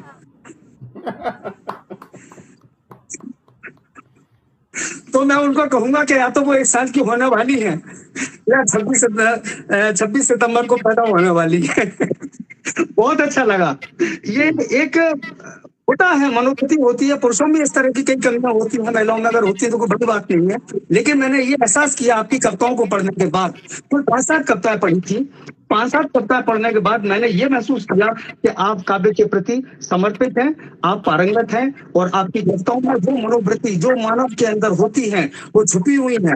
आप देश की पीड़ा, मनुष्य की पीड़ा, आप पर्यावरण की पीड़ा, प्रदूषण की पीड़ा, आप संविधान की पीड़ा, आप एक एक बात को इतनी बारीकी से महसूस करती हैं और उसको अभिव्यक्त करती हैं कि आप साधुवाद की पात्र हैं। इसके लिए मैं आपको कहूँ और मैं ये पंक्तियां भी दूंगा आपको कि पर्वतों को लांघते तुम ही उड़ोगी, पर्वतों को लांघते तुम ही उड़ोगी, सूर्य के भी कीर्तमानों को छलोगी और मुट्ठियों में चक्रवातों को पकड़कर प्रलयकारी आंधियों में दीप की तुम ही चलोगी। बहुत सुंदर। ये की संपूर्ण साथ है। आपने जब कविता में धारा प्रवाहित दिखाई देती है, जब आप कहती हैं पत्थर से टकराकर धारा झंकृत हो बिखरी जाती, कभी शांत कभी चंचल रहती, धारा का यह खेल है, कभी सुख कभी दुख, जीवन का सच्चा मेल है, सीखो हर पल आगे बढ़ते जाना, कठिनाइयों से कभी न डरना। जब हम भावनाओं की नाव पर बैठकर सवार होकर हिचकोले खाते हैं तब हमारी भावनाएं कहीं आहत भी हो सकती हैं। ये आपकी रचना स्पष्ट रूप से बताती है, पीड़ा बताती है, तब अभिव्यक्ति होती है और आपकी रचना ये अभिव्यक्ति करती है। बहुत सुंदर। पाठक जी, आपकी बेटियों इतनी खूबसूरत है, मैं बहुत अच्छी तरह से समीक्षा आपकी नहीं लिख सका हूँ और समीक्षा खूबी नहीं है, समीक्षा तो विद्वान लोग होते हैं। मैं वाला एक अनाड़ी सा व्यक्ति हूँ जिसे सारी दुनियादारी का पता ही नहीं होता है। आपने क्या लिखा उसका एहसास भी बहुत कम आ पाते हैं, लेकिन समीक्षक लोगों के बीच बहुत सारे आते हैं। जैसा कि अभी आपने देखा, श्वेत जी ने कितनी अच्छी रमापति ने कितनी अच्छी समीक्षा की थी, अगर राकेश जी ने कितनी अच्छी समीक्षा की थी। उतनी अच्छी समीक्षा हम तो नहीं करते हैं, लेकिन हमें अनुभूति होती है कि एक एक रचना की एक एक शब्द की अनुभूति होती है। जब आप लिखती हैं चंपा हर श्रृंगार सी बेटियां, खुशबू का संसार बेटियां की शुगनी करती, दुख कुछ कहती हैं, बेटियां कह भी नहीं पाती हैं, और बेटियां इतने अधिकार सीमित रखती हैं। आपने कितने अच्छे अंदाज में कहा है। मैं तो यूं कहूंगा कि माँ भैया को दे दियो धन वैभव सम्मान, माँ भैया को दे दियो धन वैभव सम्मान, मैं निर्मल बस मांगती तुमसे जीवन दान। बहुत सुंदर। जहां बेटियों पर आंखें लटकी हुई है, जहां बेटियां हर तरह की निगाह के शिकार होती हैं, तब बेटियों की अनुभूतियां आप पैदा करती हैं। आपकी रचना को मैं प्रणाम करता हूँ।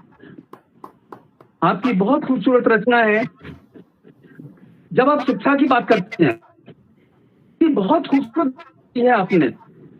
हमारे जमाने में जब शिक्षा थी और आज की शिक्षा में जमीन आसमान का अंतर है। वो अंतर आपका महसूस होता है इस रचना में। पुरानी पद्धति की ओर, जब शिक्षा पद्धति के बीच की खाई को चौड़ा प्रदर्शित करती है, computer, laptop, smartphone, online offline शिक्षा आप किसको नहीं शामिल किया? वो चीज शामिल करी आप आज चीजें शामिल होना चाहती है। हमारे जमाने सुनाते 5 का उत्तर जाते थे हमारी, और आज शिक्षा जाती है इसमें 500 प्रश्न होते हैं और 500 प्रश्न को उत्तर दे दिए जाते हैं, और उसमें एक एक प्रश्न ऐसा होता है जिसे 3 घंटे में भी नहीं हो सकती है। शिक्षा के क्षेत्र में बदलाव को प्रस्तुत नहीं करती है आपकी रचना, बल्कि नई शिक्षा प्रणाली उत्साहित भी करती है। प्रतिमा जी, जब तक भावना आहत नहीं होती तब तक समर्थन नहीं होता, सामंजस्य नहीं होता, सहानुभूति नहीं होती, अतृप्त प्यास होती है, कविता नहीं होती। जितनी रचनाएं आपकी हैं, सबकी सब कुछ सिद्ध करना चाहती हैं, कुछ प्रस्तुत करना चाहती हैं। अश्क यूं नहीं बहाना चाहिए। क्या खुददारी की रचना लिखी है आपने, कमाल कर दिया। अश्क यूं ही नहीं बहाना चाहिए, दिल को बेबसा नहीं दुखाना चाहिए, जो दर्द दिल में छुपा है हर किसी को नहीं दिखाना चाहिए। वाह, बहुत सुंदर रचना लिखी, बहुत सुंदर रचना। और ये एक ऐसे भाव हैं जो केवल हम महसूस करते हैं, बता नहीं सकते। ये रचना आपकी आत्मबल को मजबूत करती है, खुददारी की परिभाषा को परिभाषित करती है, परिभाषा को भी परिभाषित करती है आपकी रचना। क्योंकि कल जब मुझे ये 5-7 गीत मिले थे पढ़ने को, तो मैं बड़ी विषम परिस्थितियों में था। आदरणीय दीक्षित जी का मेरे पास जब फोन आया, मेरी पत्नी एडमिट थी, उनको ड्रिप लग रही थी, मैंने उनको नहीं बताया। उनके आदेश का हर पालन हर स्थिति में करता हूं मैं, लेकिन उसके बाद भी मैंने जितना पढ़ सका। प्रतिमा जी जब प्रेम की बात करती हैं, मानवता की बात करती हैं, तो पर्यावरण और प्रदूषण को भी किनारे पर रख नहीं पाती हैं आप। बहुत अच्छी लगती है। यमुना करे ये सच्चा उदाहरण है। ये माना कि विध्वंस के गड्ढे में रखी जाती है, लेकिन फिर भी जब आप पर्यावरण को, नदियों को हमारे जीवन के एक अंग मानकर उनको प्रस्तुत करती हैं, जब यमुना का दर्द बताती हैं, जब गंगा का दर्द बताती हैं, तो मन को बड़ी सुख और शांति मिलती है। हमारी सभ्यता, हमारी संस्कृति, हमारा सारा कुछ गंगा और यमुना के किनारे पर ही था। और आज ये बड़ी बात है कि गंगा और यमुना सबसे ज्यादा प्रदूषित हैं। उसका कारण कोई दूसरा नहीं रहा है। यमुना के किनारे पर जिन सभ्यता और जिन संस्कृतियों का उत्थान हुआ, नया उत्थान हुआ, वो सभी ऐसी सभ्यताएं थी जो प्रदूषित थी। आप यमुना के किनारे कहीं भी चले जाइए, आगरा चले जाइए, दिल्ली चले जाइए, वहां पर जितनी भी सभ्यताओं का विकास हुआ और हमारी सभ्यता का विध्वंस हुआ, वो सब प्रदूषित सभ्यताएं थी। लेकिन आज उन सबके प्रदूषण का शुद्धिकरण हो रहा है। वो चाहे हमारी राजनीतिक पार्टियां हों, चाहे हमारे माननीय नेतागण हों, उन प्रदूषणों को भी साफ कर रहे हैं और गंगा और यमुना को भी साफ कर रहे हैं। लेकिन आपकी चिंता अपनी जगह बहुत अच्छी है। ना हूं कैसा चित्र थी शरण, पर आज देखो मुझ में आपकी चिंता बिल्कुल जायज है अपनी जगह पर। मैं बहुत सूक्ष्म में बहुत जल्दी में कर पा रहा हूँ, क्योंकि समीक्षा बहुत अच्छी मैंने नहीं लिखी है, मैं समझता हूँ उस बात को, बहुत अच्छी समीक्षाएं हुई हैं, लेकिन जो मैं अनुभूति कर रहा हूँ आपकी रचना की वो बहुत सुदृढ़ है मेरे अंदर। प्रतिमा जी, काव्य कलश अनुभूति विचारों का अमृत कलश। जब यमुना की पीड़ा देखती तो वातावरण में व्याप्त प्रदूषण को भी आप नहीं है का रंग में खुल गया, चिंता जंग प्रदूषण निर्छीनी धरती की सुंदरता, हवा की हर सांस में घुल गई पीड़ा की गंध। ये शोर, ये सन्नाटा, घुटन, सहमापन, पराली का जलना, वाहनों की दौड़, फैक्ट्री का धुआं, दिल की धीमी धड़कन, बच्चों की हंसी, बुजुर्गों का स्नेह, फेफड़ों का दर्द, आंखों की जलन, खांसी और उलझन, ये सब भी आपकी भावनाओं का है सच्चा प्रदर्शन। बहुत सुंदर लिखा है आपने, किसी विषय को नहीं छोड़ा। आप जब आधुनिक शिक्षा का प्रसार करते हुए अपनी मूल भावनाओं से दूर नहीं हो सकी, ये आपका व्यक्तित्व को और ऊंचा देता है, आपको सम्मान प्रदान करता है। हमारा मूल सनातन है, सनातन का मूल भक्ति है, भक्ति का मूल समर्पण है और समर्पण का मूल सेवा है। जब भोलेनाथ के चरणों में सबके जीवन के साकार होने की बात करती हैं, जब भोले के संहारक होने को स्वीकार करती हैं, जब सृष्टि का आधार राम को मानती हैं, जब जीवन का सार राम को मानती हैं, जब सत्य का प्रचार राम को मानती हैं, जब मानव को सर्वोपरि मानती हैं, सृष्टि के कण कण में राम को देखती हैं, तब प्रतिमा जी आप मुझे एक सच्ची सनातनी दिखाई देती हैं। वाह वाह।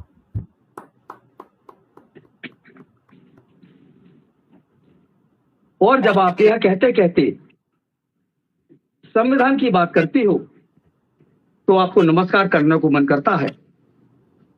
संविधान वास्तविक रूप से कोई हमारे नियम और कानून, हमारे अधिकार और कर्तव्यों की एक कृति नहीं है, एक कविता, एक पुस्तक नहीं है। संविधान हमारा धर्म ग्रंथ है। किसी भी धर्म ग्रंथ की रचना जब की गई थी, वहां के वातावरण के अनुसार की गई थी, वहां के प्रदूषण को देखकर की गई थी। चाहे वो इस्लाम रहा हो, चाहे वो जैन रहा हो, चाहे इंग्लिश जितने भी हमारे धर्म है वो रहे हो, चाहे हिंदू धर्म रहा हो, सभी का जो संविधान रचा गया वहां के वातावरण के अनुसार रचा गया, वहां के नियम के हिसाब से रचा गया। हम नदियों के किनारे रहने वाले लोग, हमारा पहनावा वो संविधान में दिखाई देता है। उस समय जब इस्लाम की भी अगर रचना की गई थी तो उसमें बुर्का सिर्फ इसलिए था कि आंधियां आती हैं, उसमें पानी का कम खर्च करना सिर्फ इसलिए था कि वहां पानी होता ही नहीं है, उसमें चोगा का पहनना सिर्फ इसलिए था कि आंधियां आती हैं, वहां पे मांस के बाद सब्जियां होती नहीं है। लेकिन हमारे यहाँ ये सब कुछ होता है। लेकिन जब सब मिश्रण हमारे यहाँ हो गया तब एक नए संविधान की रचना की गई, और वो संविधान की रचना की गई जिसमें हमारे आज के वातावरण, हमारे नियम, हमारे कानून, हमारे सामंजस्य, इन सबको बिठाने के लिए किया गया था। बहुत सुंदर साहब। संविधान हमारा एक धर्म ग्रंथ है जिसको हमें मानना चाहिए। बाकी हमारे जितने भी धर्म ग्रंथ हैं वो हमारे पूजनीय हैं, हमारे दिशा निर्देशन देने वाले हैं। प्रतिमा जी, आपकी माँ की रचना बहुत सुंदर रचना, और उसके बाद चलते चलते जब मुझे आपकी एक रचना और मिली जो आपने गजल लिखी थी, लोग हर मोड़ पर रुककर संभलते क्यों हैं। क्या बात है, लोग हर मोड़ पर रुककर संभलते क्यों हैं, इतना डरते हैं तो घर से निकलते क्यों हैं। क्या बात है, आपने कमाल कर दिया। आपने जो रचना लिखी है वो मार्गदर्शन देती है लोगों को। मैं समीक्षक नहीं हूं, लेकिन कविताओं को अनुभूतियां हैं, कविताओं को महसूस करता हूं। लोग हर मोड़ पर रुककर संभलते क्यों हैं, इतना डरते हैं तो घर से निकलते क्यों हैं, हर चुनौती में छिपा है जीत का सबक। अंतिम पंक्तियां हैं ये आपकी रचना की। हर चुनौती में छिपा है जीत का सबक, बात ये जानकर जंग से डरते क्यों है। क्या बात, वाह। प्रतिमा जी, अभी अगला आपका जब कब संकलन आएगा तो शायद मेरे हाथ में भी होगा वो संकलन, और मैं अच्छी तरह से समीक्षा कर पाऊंगा उसकी। लेकिन मैं फिर भी आपके लिए कहता जाऊंगा कि चलते चलते पड़ भी जाएं छाले तेरे पाँव में, चलते चलते पड़ भी जाएं छाले तेरे पाँव में, थक कर बैठ न जाना राही किसी पेड़ की छाँव में। आपकी अनवरत रहनी चाहिए। क्या बात है, क्या बात है, बहुत अच्छा, आप अनवरत रहे, बहुत सुंदर समीक्षा। ये पहला है और अंतिम कभी आना नहीं चाहिए। इन्हीं शुभकामनाओं के साथ मैं आदरणीय दीक्षित जी को धन्यवाद देता हूँ, आदरणीय रमापति जी को धन्यवाद देता हूँ, और मंजू जी आपको धन्यवाद देता हूँ, आपको साधुवाद देता हूँ। आप बहुत सुंदर संचालन करती हैं। आपका एक एक शब्द मोतियों से चुना है। अगर लिखकर भी पढ़ा जाए तो इतनी आसानी से नहीं पढ़ा जा सकता, लेकिन आप बहुत अच्छे से बोलती हैं। आपको भी बहुत बहुत धन्यवाद। आदरणीय सभी लोगों को मैं प्रणाम निवेदित करता हूँ। आदरणीय दीक्षित जी को धन्यवाद करता हूँ कि मुझे मनुष्यों के बीच में बिठाकर मेरा मान बढ़ाया। बहुत बहुत धन्यवाद। आदरणीय निर्मल सक्सेना जी को मैं हृदय से आभार व्यक्त करता हूँ, और जिस रस की कमी थी वो आपने पूर्ण कर दिया कि प्रतिमा जी की डेट ऑफ बर्थ क्या है, ये एक प्रश्न जो है ये हास्य रस में ही रहा, और निश्चित रूप से अगली बार ऐसी गलती नहीं होगी कि जो आप हास्य बना सकें इसको। बहुत अच्छा, बहुत बहुत काव्यांगन पर आप आए, आपने दिया, बहुत मैं हृदय से आभार व्यक्त करता हूँ आपका। जी सर, बहुत अद्भुत समीक्षा की आपने। बहुत बहुत आभार सर। और आप आज यहाँ मंच पर आए सर, ये हम लोगों के लिए बहुत गौरव की बात है, और पूरे काव्यांगन पटल की तरफ से मैं आपका आभार व्यक्त करती हूँ। और मेरी रचना शीघ्र ही सर आपके कर कमलों में होगी। दीक्षित जी से मैं आपका पता लूंगी और आपको भेज दूंगी पुस्तक सर। स्वागत। और आपकी समीक्षा के लिए सर बहुत बहुत आभार। नमस्कार जी। मंजू जी, अब कार्यक्रम को आगे बढ़ाते हुए मैं आदरणीय डॉक्टर राधाकृष्ण दीक्षित जी से जानना चाहूंगी कि आज के साहित्य में इस काव्य संग्रह का समग्र मूल्यांकन एवं इसकी रचनाओं का प्रभाव किस प्रकार साहित्य और समाज के लिए उपयोगी होगा। कवित्री ने अपने गीतों के माध्यम से पाठकों को क्या संदेश देने का प्रयास किया है और कितना प्रभावी है। क्या कवित्री अपना संदेश दे पाने में सफल रही है। स्वागत है सर आपका। कार्यक्रम का बहुत सुंदर संचालन कर रही आदरणीय मंजू जी, आपको धन्यवाद देता हूं कि आपने मुझे आज के इस कार्यक्रम में काव्य कलश की समीक्षा के लिए आमंत्रित किया है। आज के काव्यांगन के इस पटल पर, और काव्यांगन के पटल का अर्थ है भारत का ऐसा पटल जिससे हजारों लोग जुड़कर अपने साहित्यिक अभिरुचियों को अभिव्यक्त करते हैं, और जो साहित्य के विभिन्न क्षेत्रों में काम करता है। पुस्तकों का, ग्रंथों का लोकार्पण भी जिसका एक महत्वपूर्ण हिस्सा है। आदरणीय प्रतिमा पाठक जी को सबसे पहले बधाई देता हूं उनके काव्य कलश के लिए, और इसकी समीक्षा के लिए पधारे हुए सभी विद्वान सम्मानित समीक्षकों को भी आभार व्यक्त करता हूं। आज की इस समीक्षा के अवसर पर देश के जाने माने रचनाकार, जिन्हें हम भले ही हास्य कवि के रूप में जानते हैं, लेकिन मैंने जैसी उनकी रचनाएं पढ़ी हैं, ऐसी कोई विधा नहीं है जिसमें वो लिखते नहीं। बहुत सुंदर।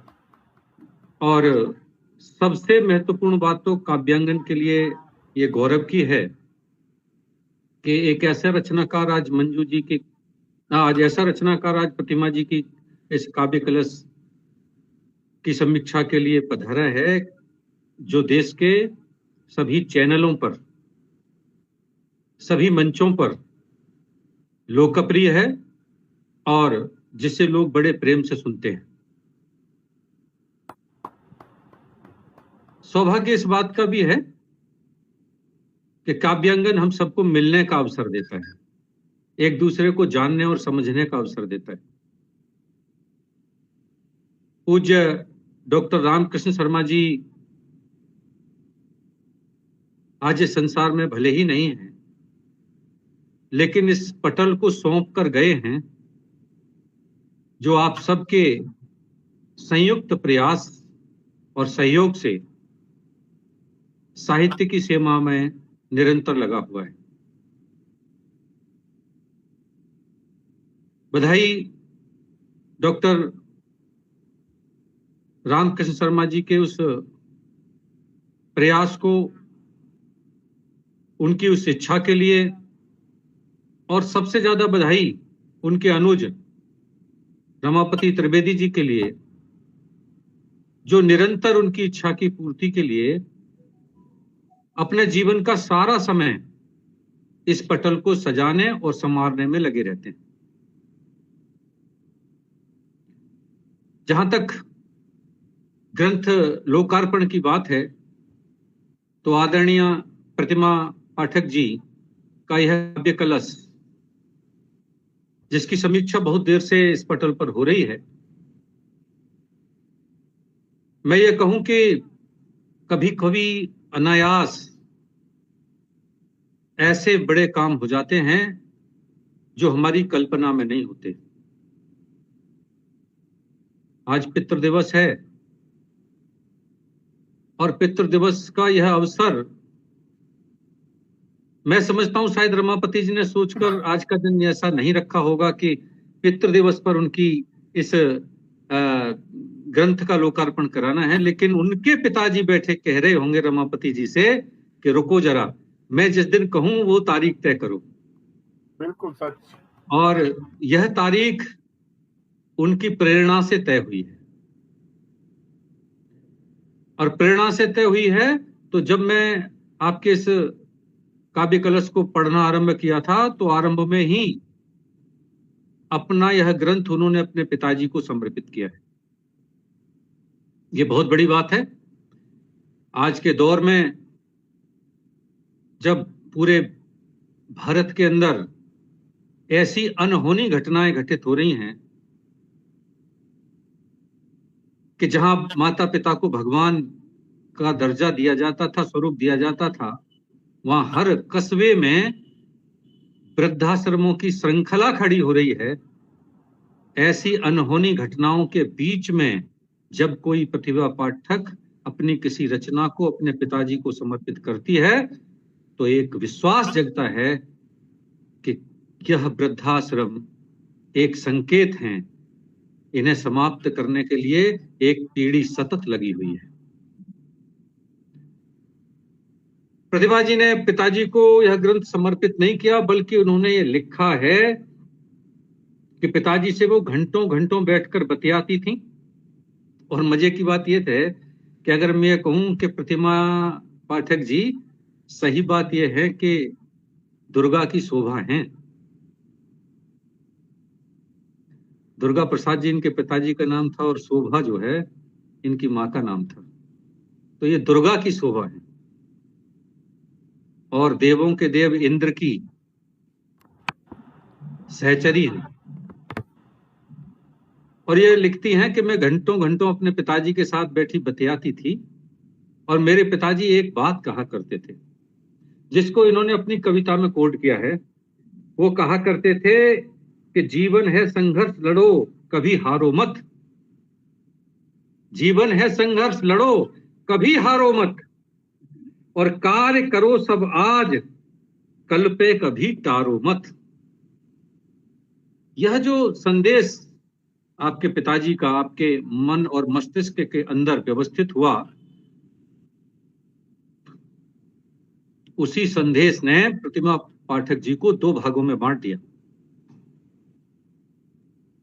प्रतिमा जी का जीवन 2 भागों में इसलिए बटा हुआ कह रहा हूं कि एक ओर तो वो बहुत अच्छी समाज सेविका है और दूसरी ओर बहुत अच्छी साहित्य सेविका।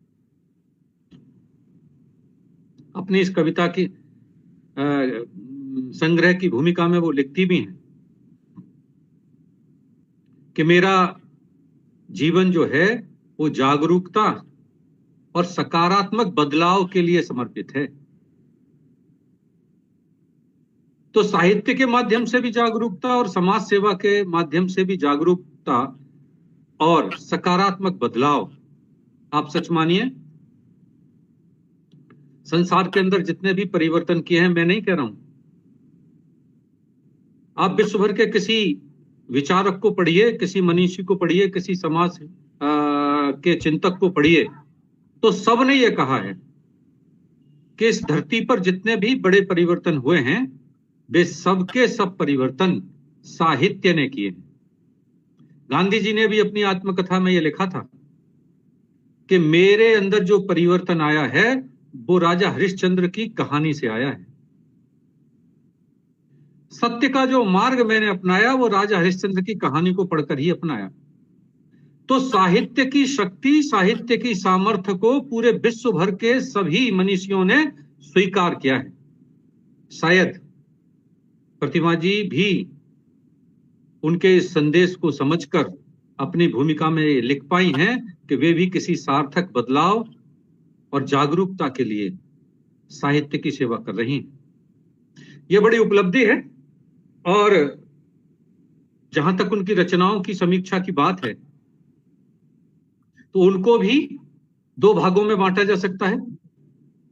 उनकी 64 रचनाएं हैं जिसमें एक में स्व की अनुभूति है और एक में पर की अनुभूति है। स्व का हिस्सा भले ही उनकी रचनाओं में बहुत छोटा है लेकिन पर का बहुत बड़ा है। अगर रचनाकार को ठीक से समझना है तो मैं ये कह सकता हूं प्रतिमा जी को कि वो साहित्य से ज्यादा समाज की सेवा करने की भावना अपने मन के अंदर रखती हैं और इसीलिए समाज के विभिन्न कार्यक्रमों में जुटती हैं, लगती हैं और विभिन्न सामाजिक संस्थाओं के साथ जुड़ी हुई हैं। आपकी रचनाओं में जब बात आती है इस बात की कि समाज कैसा हो, उसका स्वरूप कैसा हो, तो कभी चिंतन करता है, मनन करता है, घंटों घंटों विचार करता है कि समाज के जिस स्वरूप को स्थापना में हमारे पूर्वजों ने बड़ा योगदान दिया, वह समाज का स्वरूप आज विघटित कैसे हो रहा है, विभाजित कैसे हो रहा है और कहां कहां उसके अंदर टूटन आ रही है और कहां कहां छूटन आ रही है। तो जब इसका विचार करता है तो वह देखता है और अपनी लेखनी चलाता है और जब लेखनी चलाता है तो उसे लगता है कि कहां कहां पर देश को बांधा जा रहा है। प्रतिमा जी ने कहा कि प्रेस की स्वतंत्रता होनी चाहिए, साहित्यकार की स्वतंत्रता होनी चाहिए। अब प्रेस की स्वतंत्रता की बात की कविता लिखने वाली कोई रचनाकार जरूर इस बात का अनुभव करती होगी कि कहीं न कहीं प्रेस को कैद किया जा रहा है और इसीलिए प्रेस वह नहीं कर पा रही जो संविधान के एक महत्वपूर्ण स्तंभ के रूप में उसे करना चाहिए। और इसीलिए प्रेस की स्वतंत्रता के साथ साथ संविधान की चर्चा भी आदरणीय प्रतिमा जी अपनी रचना में करती हैं। और जैसा कि संविधान कहता है कि उसका गठन केवल इसलिए हुआ है कि वो अपने देश के नागरिक को नागरिकता बोध करा सके। तो नागरिकता के बोध का एहसास कैसे हो, इसके लिए भी रचनाकार सक्रिय होता है।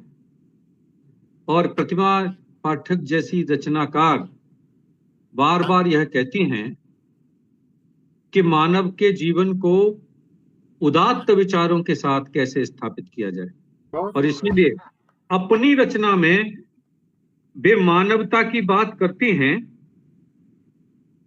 संविधान में न्याय की बात करती हैं, संविधान में स्वतंत्रता की जो बात है उसको बार बार इंगित करती हैं, बंधुता की बात करती हैं, हर जाति और धर्म के सम्मान की बात करती हैं और उस रास्ते पर चलने का आह्वान करती हैं।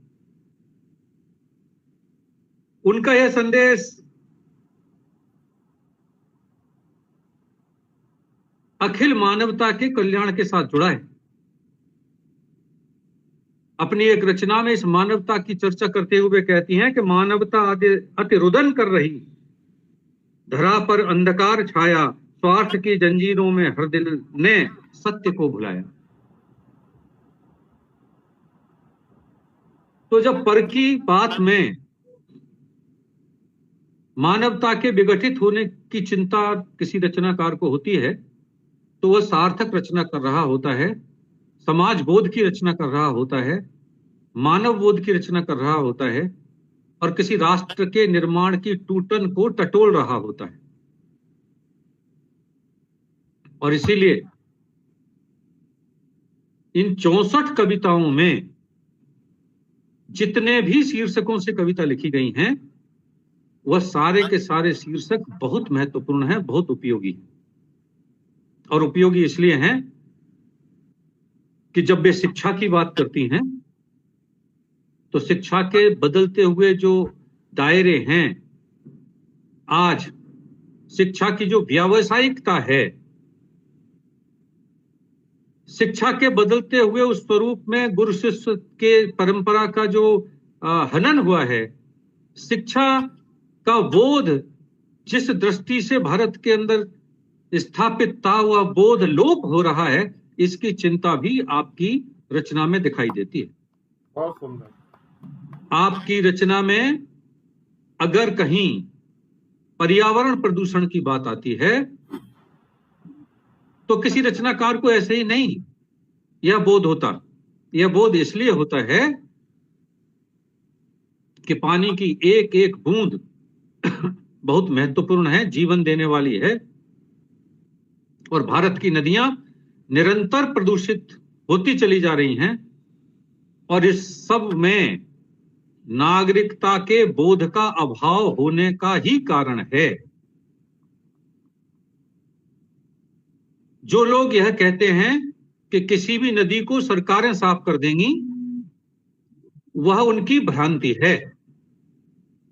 एक पल के लिए आप यह मान भी लें कि किसी सरकार ने मानो गंगा नदी को साफ कर दिया, स्वच्छ कर दिया,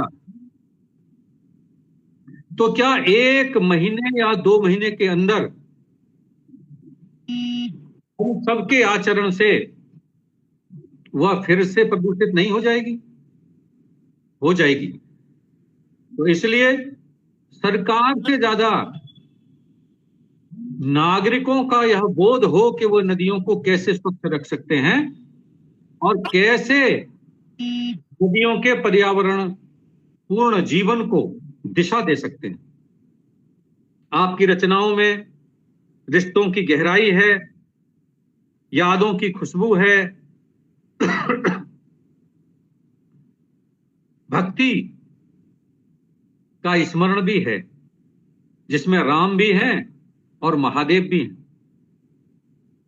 और राम और महादेव के साथ साथ छठ मैया भी है, जो यह बताती है कि प्रतिमा जी कहीं न कहीं छठ की परंपरा के बोध के उस क्षेत्रीय भाव के साथ जुड़ी हुई हैं। भले ही दिल्ली में रहती हैं, लेकिन वो वहां से निकलकर पहुंची हैं दिल्ली, जहां छठ पूजा को बहुत महत्वपूर्ण माना जाता है। तो छठ पूजा का बोध भी आपकी रचनाओं का आधार बना है। अयोध्या की दिवाली हो,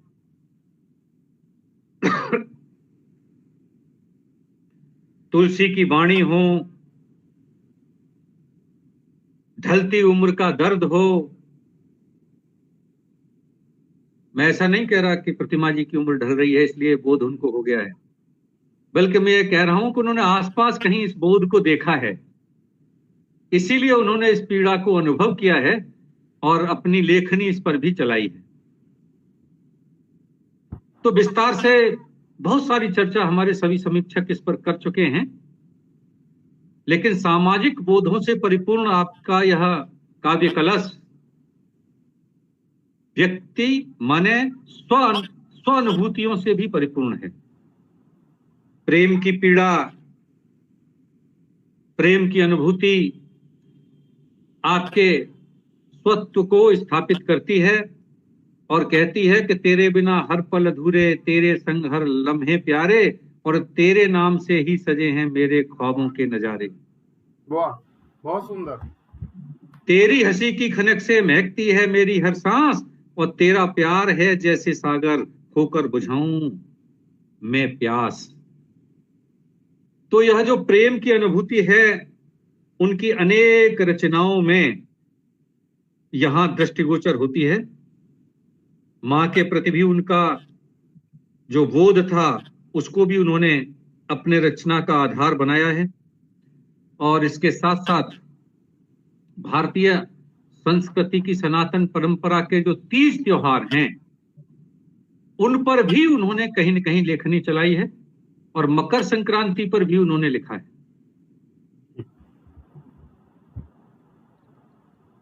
भाव की दृष्टि से, भाव पक्ष की दृष्टि से या कला पक्ष की दृष्टि से, दोनों ही पक्षों की दृष्टि से आपका यह काव्य संग्रह बहुत महत्वपूर्ण है, सार्थक है और काव्य के सभी मानकों को पूर्ण करता है।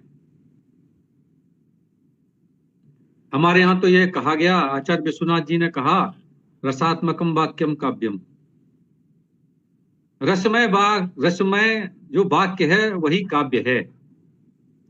तो अगर मैं यह कहूं कि आपकी सभी रचनाओं में कहीं न कहीं किसी न किसी रस के भाव का बोध दृष्टिगोचर होता है तो अतिशयोक्ति नहीं है। आपने भाषा की दृष्टि से भी भाषा की जिस सहजता और सरलता को अपने काव्य का आधार बनाया है वह भी महत्वपूर्ण है, क्योंकि भाषा बोध अर्थात भाषा की सरलता कविता के लिए बहुत आवश्यक है। भाषा जितनी जटिल होगी, जितनी दुर्लभ होगी, वह पाठक के हृदय से उतनी ही दूर चली जाएगी। और इसीलिए मानसकार गोस्वामी तुलसीदास जी ने यह कहा था कि भाषाबद्ध करूं मैं सोई। उन्होंने कहा कि मैं कोई नई बात नहीं लिख रहा मानस में, मैं तो जो पहले लोग लिख गए हैं उसी को लिख रहा हूं, लेकिन वो बहुत कठिन भाषा में लिख के गए थे और उन्हीं की सारी बातों को मैंने भाषाबद्ध कर दिया है, अर्थात लोक भाषा में लिख दिया है, लोगों की भाषा में लिख दिया है। तो रचना में भाषा की सरलता बहुत महत्वपूर्ण होती है। इस दृष्टि से भी आपकी रचनाएं ग्राह्य हैं, पाठक को छूती हैं, उसके हृदय को स्पर्श करती। मुझे विश्वास है कि ईश्वर आप पर निरंतर इसी तरह कृपा करते रहेंगे। आपके माता पिता का आशीर्वाद सदैव आप पर इसी प्रकार फलता फूलता रहेगा और आपके पतिदेव का यह सार्थक सहयोग भी, जिसके बिना आप इस पथ पर नहीं चल सकती, निरंतर आपको मिलता रहेगा। प्रभु कृपा करें, आप अनंत इस प्रकार के काव्य संग्रहों का प्रकाशन करें, लेखन करें और काव्यांगन के इस पटल के साथ जुड़कर इसी तरह अपनी साहित्य यात्रा को जारी रखें। आपको पुनः एक बार धन्यवाद देते हुए और आदरणीय निर्मल सक्सेना जी से इस बात की क्षमा प्रार्थना करते हुए कि मुझे नहीं पता था कि वे ऐसी विषम परिस्थिति में हैं और मैंने उन्हें बिना सोचे समझे अचानक ऐसे बोल दिया कि उन्हें आना है और वो ऐसी विषम परिस्थिति में यहाँ पधारे, इसके लिए मैं उनका आभार व्यक्त करता हूँ और ईश्वर से प्रार्थना करता हूँ कि आदरणीय बहुत शीघ्रता से स्वस्थ हो जाएं। और वो भी आप सबकी जानकारी के लिए बता दूं कि वो इनकी परछाई हैं, इनकी प्रेरणा स्रोत हैं, इनकी शक्ति हैं। ये जो कुछ भी कर पा रहे हैं वो उनकी ही क्या कहूं, सहयोग से या उनकी सामर्थ्य के कारण ही कर पा रहे हैं। आप सबको पुनः पूरे पटल को एक बार आप सबका अभिनंदन करते हुए, आप सबका वंदन करते हुए और प्रतिभा जी को पुनः आभार व्यक्त करते हुए आपने मुझे सुना, इसके लिए धन्यवाद देते हुए अपनी बात समाप्त करता हूँ। नमस्कार। वाह, कितनी सुंदर समीक्षा की सर, आपने सुनकर मन प्रसन्न हो गया। आदरणीय प्रतिमा पाठक जी, अंत में मैं आपको आमंत्रित करती हूँ कि काव्यांगन पर हुए आज इस लोकार्पण के बारे में अपने विचार बताएं और इस कार्यक्रम को देख रहे पाठकों को क्या संदेश देना चाहती हैं। जी, सबसे पहले मैं दीक्षित सर का बहुत बहुत आभार व्यक्त करना चाहती हूँ। सर, आपने बहुत सुंदर समीक्षा की और आपके हाथों में जाकर मेरी पुस्तक, मेरी लेखनी सार्थक और धन्य हो गई सर। जैसा कि हास्य कवि सर ने कभी कहा, तो मेरी लेखनी धन्य हुई। और काव्यांगन मंच, इस पे मेरी पुस्तक का विमोचन मेरे लिए बहुत ही गौरव की बात है। साथ में दीक्षित सर, आदरणीय बड़े भाई रमापत त्रिवेदी जी, मुक्तिनाथ त्रिपाठी सर, आदरणीय राकेश शर्मा सर, विवेक गोयल जी, और इन सब पे मैं कहना चाहूंगी सोने पे सुहागा हास्य कवि सेना जी का यहाँ पर आगमन मेरे लिए बहुत ही गौरव की बात है। मैं बहुत अभिभूत हूँ इस बात से। और काव्यांगन पटल ने तो मेरी लेखनी को नित नए आयाम दिए हैं। आज मैं जो कुछ भी हूँ काव्यांगन की प्रेरणा से ही हूँ। और शायद काव्यांगन में अगर मैं नहीं जुड़ती तो शायद मेरी ये पुस्तक अभी तक लिखित नहीं होती। वो यूं ही मेरे ख्वाबों में, मेरी डायरियों में कहीं पनप रही होती, क्योंकि काव्यांगन ने मेरी लेखनी को पंख दिए हैं, मुझे उड़ने की क्षमता प्रदान की है। और इस पटल से जोड़ने के लिए मैं आदरणीय सरोज शर्मा मैम का भी यहाँ पर आभार व्यक्त करना चाहती हूँ। उन्होंने मुझे इस पटल से जोड़ा, इसके लिए मैं उनकी हृदय से आभारी हूँ। और साथ ही मैं ये कहना चाहती हूँ कि यह पटल नित आगे बढ़े और मैं इसके साथ जीवन पर्यंत जुड़ने के लिए संकल्पबद्ध हूँ। और मेरे पाठकों से मेरा कहना है कि समाज के प्रति वो जागरूक रहें, रिश्तों की अहमियत को समझें। और कविता केवल भाव या विचारों की अभिव्यक्ति नहीं है। और मेरी रचनाएं यदि किसी भी को भी थोड़ी सी भी आत्मचिंतन के लिए प्रेरित करें या थोड़ी भी सुकून या प्रेरणा दें, तो मैं अपनी लेखनी को धन्य समझती हूँ, सार्थक समझती हूँ। और साथ ही मैं आप लोगों से एक बात और साझा करना चाहती हूँ कि यह काव्य कलश सिर्फ मेरी एक पुस्तक नहीं है, सिर्फ मेरी यह रचना या मेरी अभिव्यक्ति का माध्यम नहीं है, यह मेरी सामाजिक कार्यशैली का अभिन्न अंग है। और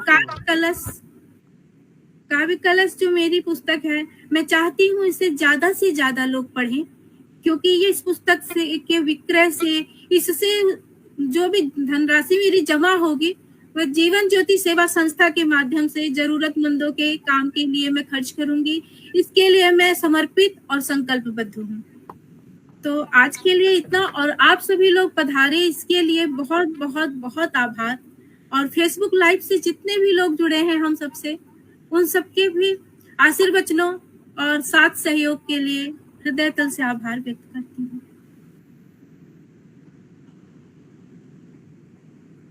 वाह, बहुत सुंदर आदरणीय। हमें बहुत प्रसन्नता है कि आज काव्य गंगा ग्रंथ विमोचन में श्रीमती प्रतिमा पाठक जी द्वारा रचित काव्य ग्रंथ, जो कि अप्रीतम अद्भुत कविताओं का अनूठा काव्य संग्रह है, का लोकार्पण संपन्न हुआ। इसी प्रकार प्रेम और श्रृंगार को सार्थक करती हुई और मानवीय संवेदनाओं और मूल्यों को उभारती हुई सुंदर रचनाओं का सृजन करती रही। मैं हमारे सभी दर्शकों, काव्यांगन पटल के सभी सदस्यों और उपस्थित अतिथि मंडल की ओर से आपके उज्जवल साहित्य जीवन की कामना करती हूँ। काव्य गंगा में काव्य ग्रंथ लोकार्पण का यह कार्यक्रम निरंतर चलता रहेगा। आपकी आस्था, आपका विश्वास हमारे ऊपर ऐसे ही बना रहेगा। इस विश्वास के साथ आपको आमंत्रित करते हैं, आशा करते हैं अगली बार आपकी पुस्तक के विमोचन के लिए एक बार फिर एकत्रित होंगे। धन्यवाद।